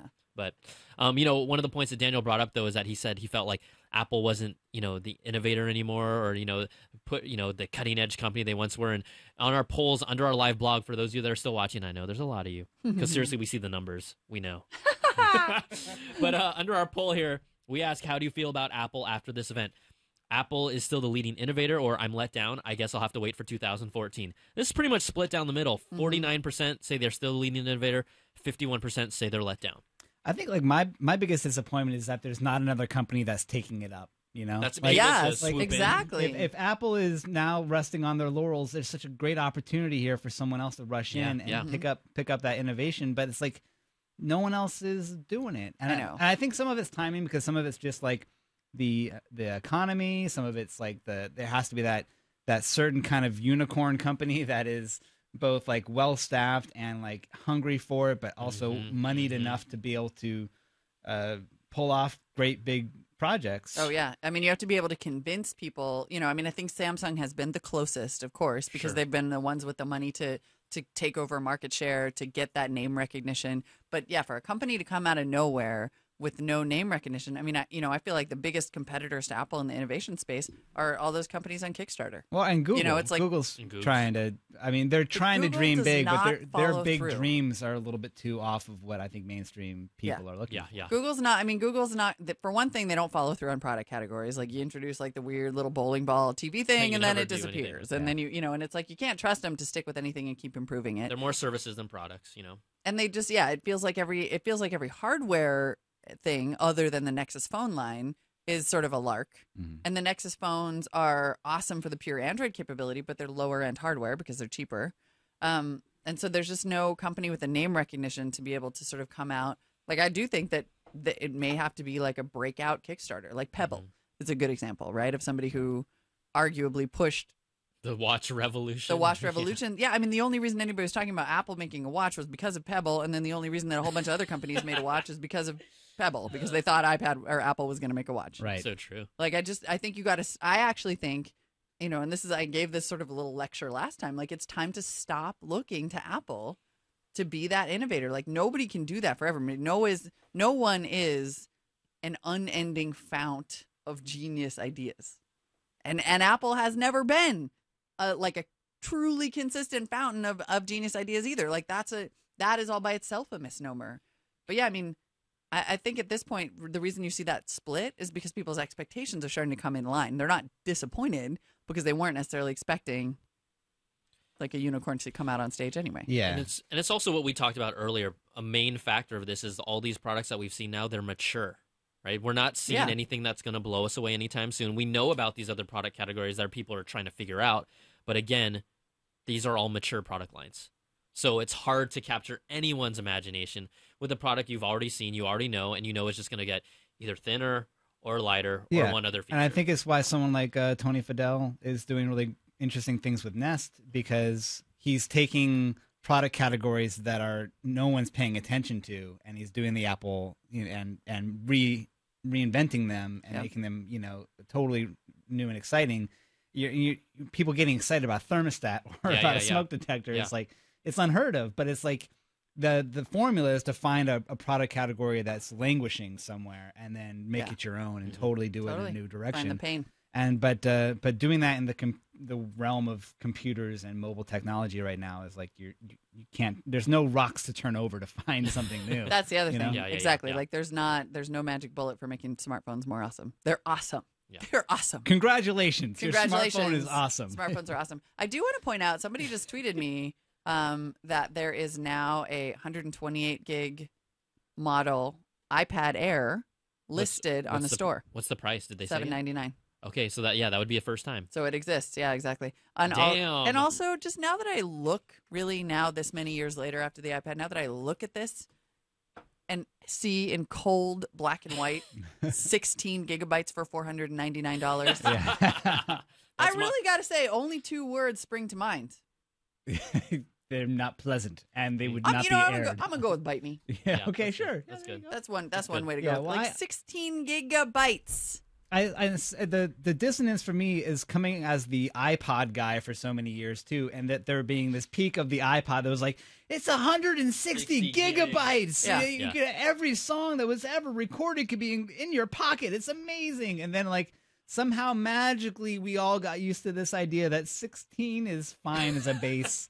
You know what? All that music that we just sold you on and having in your pocket, you can fit none of it on this new device that you're going to pay more for. That's what I don't like a lot, right? I have to limit what playlists I sync to my devices. Well, you just have to assume that the iPad does not actually cost $500. Oh, come on. It totally does. $600. Right. Oh, my goodness. It is a $600 device to be even remotely meaningful in your actual life, and no, the memory is still not expandable. Like, if you want to look at the mounting reasons why Android tablets are continuing to outsell the iPad, and why, whether maybe people don't want to buy the Surface, but maybe they want to buy the new Nokia Lumia tablet. Like, maybe there are a lot of options that do a lot more for a lot less, and it's getting, I don't care how thin it is, it's getting harder and harder and harder to justify. Like, I could not in good conscience. Well, look at this. Spend $500 on a 16 gigabyte tablet, knowing what else is available for the same price. Even look at just like a 7-inch tablet space. Nexus 7, right? They $199. Is that what they're, or $229 somewhere around there? Yes. iPad Mini Retina 2 $399. Right. I mean, that's huge. I know. $170 difference. $400. Now, you're really more than anything getting the displays are pretty much on par with each other. So we're talking now about the ecosystem more than anything with those two specific devices, which we've found has kind of been the sweet spot. $400, $229-ish. $229. I believe that's a huge difference. Well, and then you look at the Kindle Fires, which are even less than that. Oh, I mean, there is just no. I'm sorry. Like, other than the magic of the name, I really have a hard time finding a justification for these prices, and I do not think that they are sustainable. When I was at that conference recently, I saw this guy speak who is a venture capital, and he was just like, who cares what Apple is doing? Like, no other company would ever sacrifice growth for margins. Like, it's a short-term strategy that can only end in disaster unless you're in a back room somewhere coming up with the new secret category that nobody else has thought of. And I'm sorry, I don't think Apple's the company to do that right now. Yeah. So, all right, let's take some calls, guys. No, it's just like when I looked at it, when I saw it here on this page, I was like, flip out in 3, 2, 1. But Molly, Space Gray all day. I never signed a freaking gold. Space Gray. Space Gray. No Gipper. All day. You lost Space it. There's no Gipper. All day. I got champagne. It ain't gold.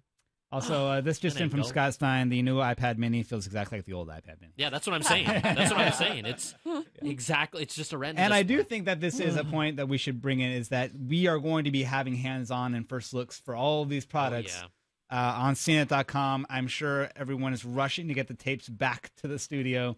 So do not leave CNET all day, because in spite of Molly's rant or our collective, feelings being in this room for the past hour, these could be great, amazing products, and we need to hear from our editors to really know what the deal are. is. Great, amazing projects. To me, like, unquestionably, they're great. They're amazing. They're way too expensive. It's more about the smell in this room than anything else, Donald. We've been in here a while, so the smell is getting not good. Where's the shabu shabu and the whiskey? Dude, I want my dim sum Mac Pro. Lunch just arrived for the All right, editors. let's do this. We have 5 calls on the line. We are not going to take any more calls. We're just going to get through these and then wrap things up. But we really appreciate everything. Again, like Donald said, just hang out at CNET.com. We've got tons of coverage coming in the next few days. A lot of analysis. I don't know why that's not funny. Analysis. All right, let's go to Jen from Pennsylvania. Jen, what's going on? Hey, how are you? Good. How are you doing? Thanks for hanging with us. Sure, no problem. So I was calling to answer a question that you and Molly had regarding why Apple still sells the iPad 2. And I think the simple answer is the iPad 2 is heavily used in education. I'm an elementary technology specialist for a district out here in Ardmore, Pennsylvania, and we have about 650 iPads in the hands of kindergarten and first graders. And so if Apple all of a sudden decides they're not selling the iPad 2 anymore, I'm going to be in a little bit of a quandary trying to figure out what product I can afford at the same price. I feel like that's an interesting point. That is a really good point. And then given that, I think that the iPad 2 should be even way cheaper. Agreed. Like, I agree. I wish they would drop it even cheaper. I would be able to afford more of them. I'd be able to afford more apps. That's where I run into all the money is the apps, because I have to buy the same app for 600 devices. Wow. Well, let's put it this way. Also, the iPad 2 is only $100 less than it was 2 years plus later. Yeah. I mean, that Exactly. to me, that is an extremely good point about why it continues to exist. But it makes the pricing that much more unconscionable, to be honest. I mean, if you want this is the thing that they refuse to do, right? They will not make a budget option, regardless of who that is good for, including the schools. Like, you want to be in schools, be school affordable, and it doesn't preclude like keeping the iPad 2 for sale for $100 or $150 less than $399 does not preclude selling Retina iPads for $399. Well, they've had a history once they had like the eMac computer, which was like the educational only iMac.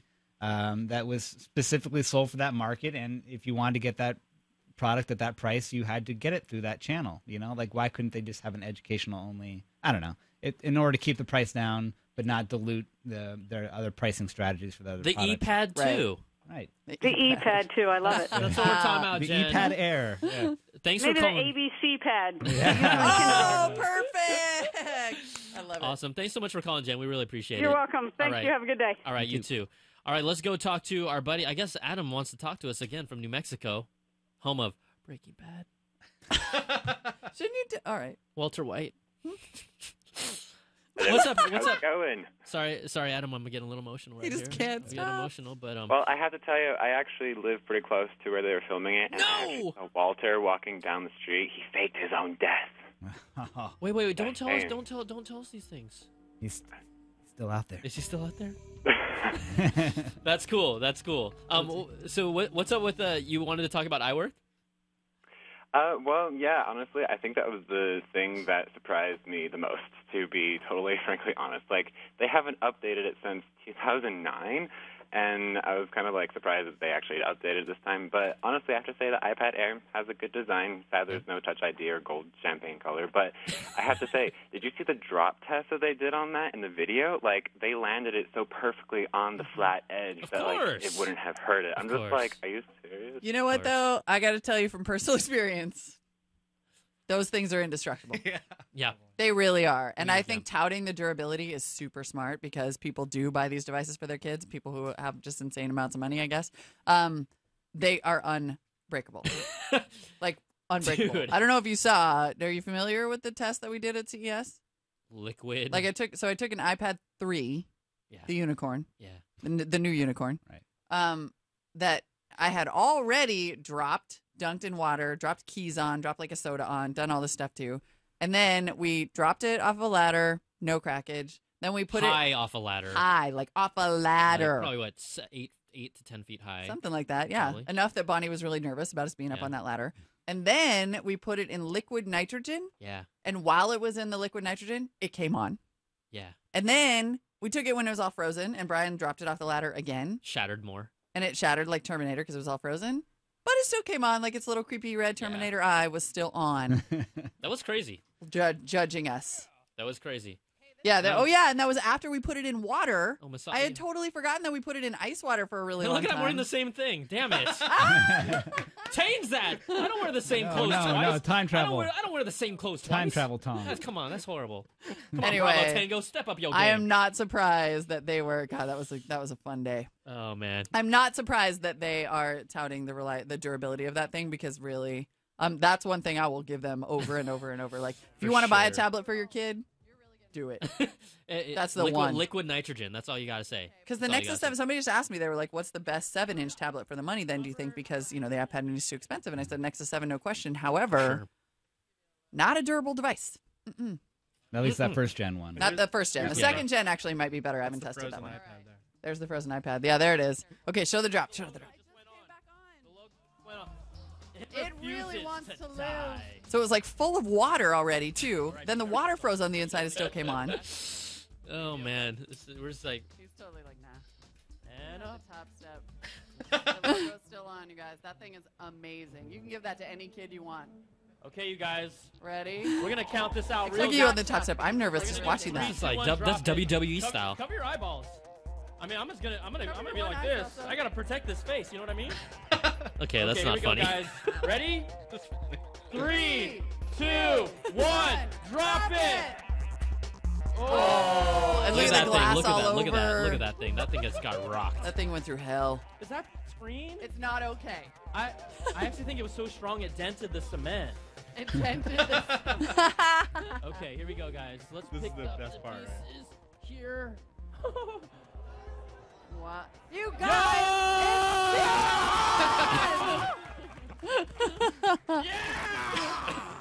Okay, that's enough. That's enough. So anyway, that's what we mean by that. Basically. Who was that freak? Okay, let's go. Let's go clean up the so line. happy. Let's go. It was pretty. I mean, if that thing didn't survive, that thing made that whole thing. It did. Yeah. It was phenomenal. All right, let's go hit up the phone lines. Chris from North Carolina. What's up, Chris? Hey, I was just calling about the Maverick OS for the new Macs and how they're supposed to have steps forward to improve battery life on existing Macs, yet iOS 7 has killed every phone out there. Agreed. You know, Where's from a standpoint of the battery. now? Yeah. You know, we were talking about in the show how, you know, they need to make more steps to try to optimize the battery consumption in iOS 7. You know, they have done small gains. I mean, with my 5S, it feels like it gets a little more juice, but nothing, you know, where I'm like, yes, my phone is going to get through the day, hands down. I know, you know, it sounds silly to say this, but I know, like, you know, there's people at Apple, they built this team probably within the last year that's working on some new revolutionary battery tech specific that's, you know, works in companion with their stuff. Because everyone knows right now the nut to crack from a mobile device side is battery life. And no one has still really, truly cracked it, right? And that's one of those things. You know, we have the Motorola, the Droid Razr, or the Droid Max, the Droid Max. And, I mean, you see the form factor of that. But can you get that same type of benefit in a phone that is a little more pocketable or not? Right. And it's not unpocketable. Like, I think there's a way to do it. Well, and I mean, we just saw Apple sacrifice battery life in the iPad for the thinness, right? Like, they specifically sort of called out that it's about the same battery life, which is good, but not spectacular. And we just are not seeing that improvement. And that to me is an innovation, right? Like, totally is. Be the company that comes out and says you have 2-day battery life on a smartphone, period. And you make no apologies. You know, you make no compromises. Well, especially if at the end of the day, they're still probably getting that battery life in the thinnest design that's out there. Because that's the thing that they can do better than anybody else is actually getting the design, like the actual cavity of the device to be able to have the battery and be all just dialed in so perfectly that they're still the thinnest but have the better battery life. Exactly. Like, it's going to be a thinner device than a Droid Max anything, but it would be... I don't know. I don't know. I'm stumped by this. I truly am. There must be... ignoring the entire possibility. I know. And I don't get it. Like, is there something I feel like I need to talk to some electrical engineers? In fact, I know one. I know one. Are they not watching my top 5 videos? I got a guy. I'm going to call him up and I'm going to find out, like, how hard is this? Is there something in the laws of physics that is preventing, but then move off lithium ion? Like, how come there's not better battery technology? There's got to be. Yeah. We're with you. We're like completely flabbergasted. Even just from a standpoint, right? All these companies are making these wearable devices that are super small. These do not have large batteries inside them. They can't have large batteries because they're bulky. So that's something that they have to resolve as well. Like, who wants a watch, really, that you have to charge every day? I know. Like, no one does. And really charge, every 4 or 5 hours to even get over 50? No one wants that. Yeah. So that's one of those the great challenge that is out there. If someone can do it, it's going to be very lucrative for whatever devices they throw out there. Right. Really. I mean, apparently that is a really hard problem to solve. Or maybe it's not, because maybe it's part of planned obsolescence. Like, if we all had the battery life we wanted, maybe that would be the reason that we didn't upgrade to the next thing. And I'm not sure. Has the conversation stopped entirely on wireless charging too? Like, okay, and I don't know. Here's a random story that I want to pull up in relation to battery life. So recently, this happened just maybe a few months ago, but a teenager from Saratoga, she won an Intel Award for longer lasting cell phone battery project. And she basically created these mini batteries that supercharge on her own, and she's a high schooler.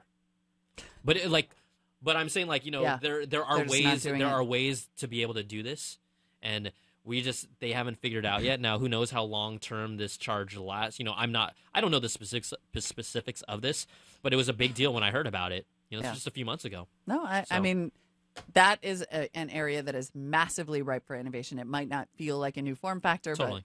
but man, people would be fired up. 2-day, but could you two-day battery life easy? Right. Seriously, sign me up. Whatever that device is, take my money. You know? Well, I don't know if it's whatever, but hopefully it's a good device. Well, whatever that phone is. Sorry. Yeah. All right, we're going to take our last call. Hopefully this sets everything up. This is our buddy Omar from Egypt calling us. What is up, Omar? Wow. Impressive. Hello. Hello. Hello. What is going on? Well, I wanted to comment I was somehow attack and defend Apple at the same time. I was hugely disappointed with the product announcements, but at the same time, in their defense, the market has been so mature that we'll hardly be impressed with anything at that moment. But I think that the next step for Apple can be in the human-computer interaction, something like that. Think of the iPod click wheel. Think of the icons and the graphic user interface, the iPhone, the iPad. I think Apple can do something like that in the next steps. And I think one of the companies that made a huge step into that field is Leap Motion. It's somehow disappointing, but I guess it's a huge step. It's a huge step towards Tom Cruise and Minority Report kind of thing. Yeah. But yeah. But yeah, think about integrating such sensors into laptops and computers, right, built into under the mouse trackpad. Yeah, something like that. But I think the next wow factor for Apple will be in the human interaction field. I'm not so sure about the watch. A fine Swiss watch is a fine Swiss watch. Nothing will beat that. There you go. That's where I'm at. That's where I'm at. Yeah, nothing beats the beauty of a mechanical watch. But I'm not looking forward for the watch, but I'm looking forward for somewhere into their interaction field. Awesome. Thank you so much for calling, Omar. I mean, he makes a great point, right? Apple, historically was breaking through with these user interfaces that were easy to use. And people that aren't familiar with Leap Motion, this is kind of a bar that rests below your screen of your laptop or computer, and you can, wave your hands and fingers in the air, and it detects it, and it allows you to kind of control things. It's way ahead of its time right now, but the fact that it exists and you can see the potential there, it's just way ahead of its time right now. Right, but it exists. It's inexpensive, and sure. they want to make it a standard so that it could be integrated. I mean, I agree. Like those are the types of innovations. It's like we're all talking about a new form factor, but Omar makes a really good point that that there's I/O innovations to be made, that you could move away from touch into gesture. I mean, but again, this is why I keep saying that you got to stop looking for that from almost any mature company. Yeah. Like it is the realm of Kickstarters right now because these companies are making a lot of money off devices people want, and they have diminished appetite for risk taking, for R&D. And Apple has never been a company with an appetite for new technology that might be buggy. Yeah. I still feel like, I mean, if the end product is still a laptop or desktop computer, I mean, all the other things, it's like putting spinning rims on it or something. Like it's so like something you're very familiar with, Donald. Yeah, right? of course. I got spinning rims on my Hyundai 2007. I like it. Well, and it has to, like you said, it has to be good, right? Like Samsung did try this with the Galaxy S4 with Even the the eye eyeball tracking stuff, stuff. yeah, Oh my yeah, God, yeah. like it happens all the time by accident. It's so annoying. Yeah. Like Yeah. it's got to be perfect. So. Yeah, but I still feel like going back to my Star Trek argument, like the kind of magic that people are looking for from these things, because Apple, to their own peril, has delivered on that kind of Star Trek-like magic when they showed off the iPad and the iPhone, and those really just juiced moments of like, oh my God, the future is here. This is amazing, and I get to see it in my lifetime. That kind of feeling that will inspire you to like stay outside of a store for days at a time and do unthinkable things in the name of getting these products. Walter White things. Yeah. But like, so if we're going to get that, like, it can't just be an add-on for your computer. It's got to be something way cooler than that. Yeah. I think that it's services. And I don't think there's a hardware. We have to have another nation of Star Trek script writers to dream up these things before we can. You mean not the current Star Trek script writers? Farcaster. I want the Farcaster. Everyone's fan fiction writers. I don't care what they are. This Just is just- help me think up of the next thing that I Give me want so something that Apple good. can make it 10 years from now. It's totally me and just as a total tangent how everybody's tweeting me about downloading Mavericks right now. Thanks, you guys. It's all right. Whatever. We're working for you. Seriously. We're slaves to you.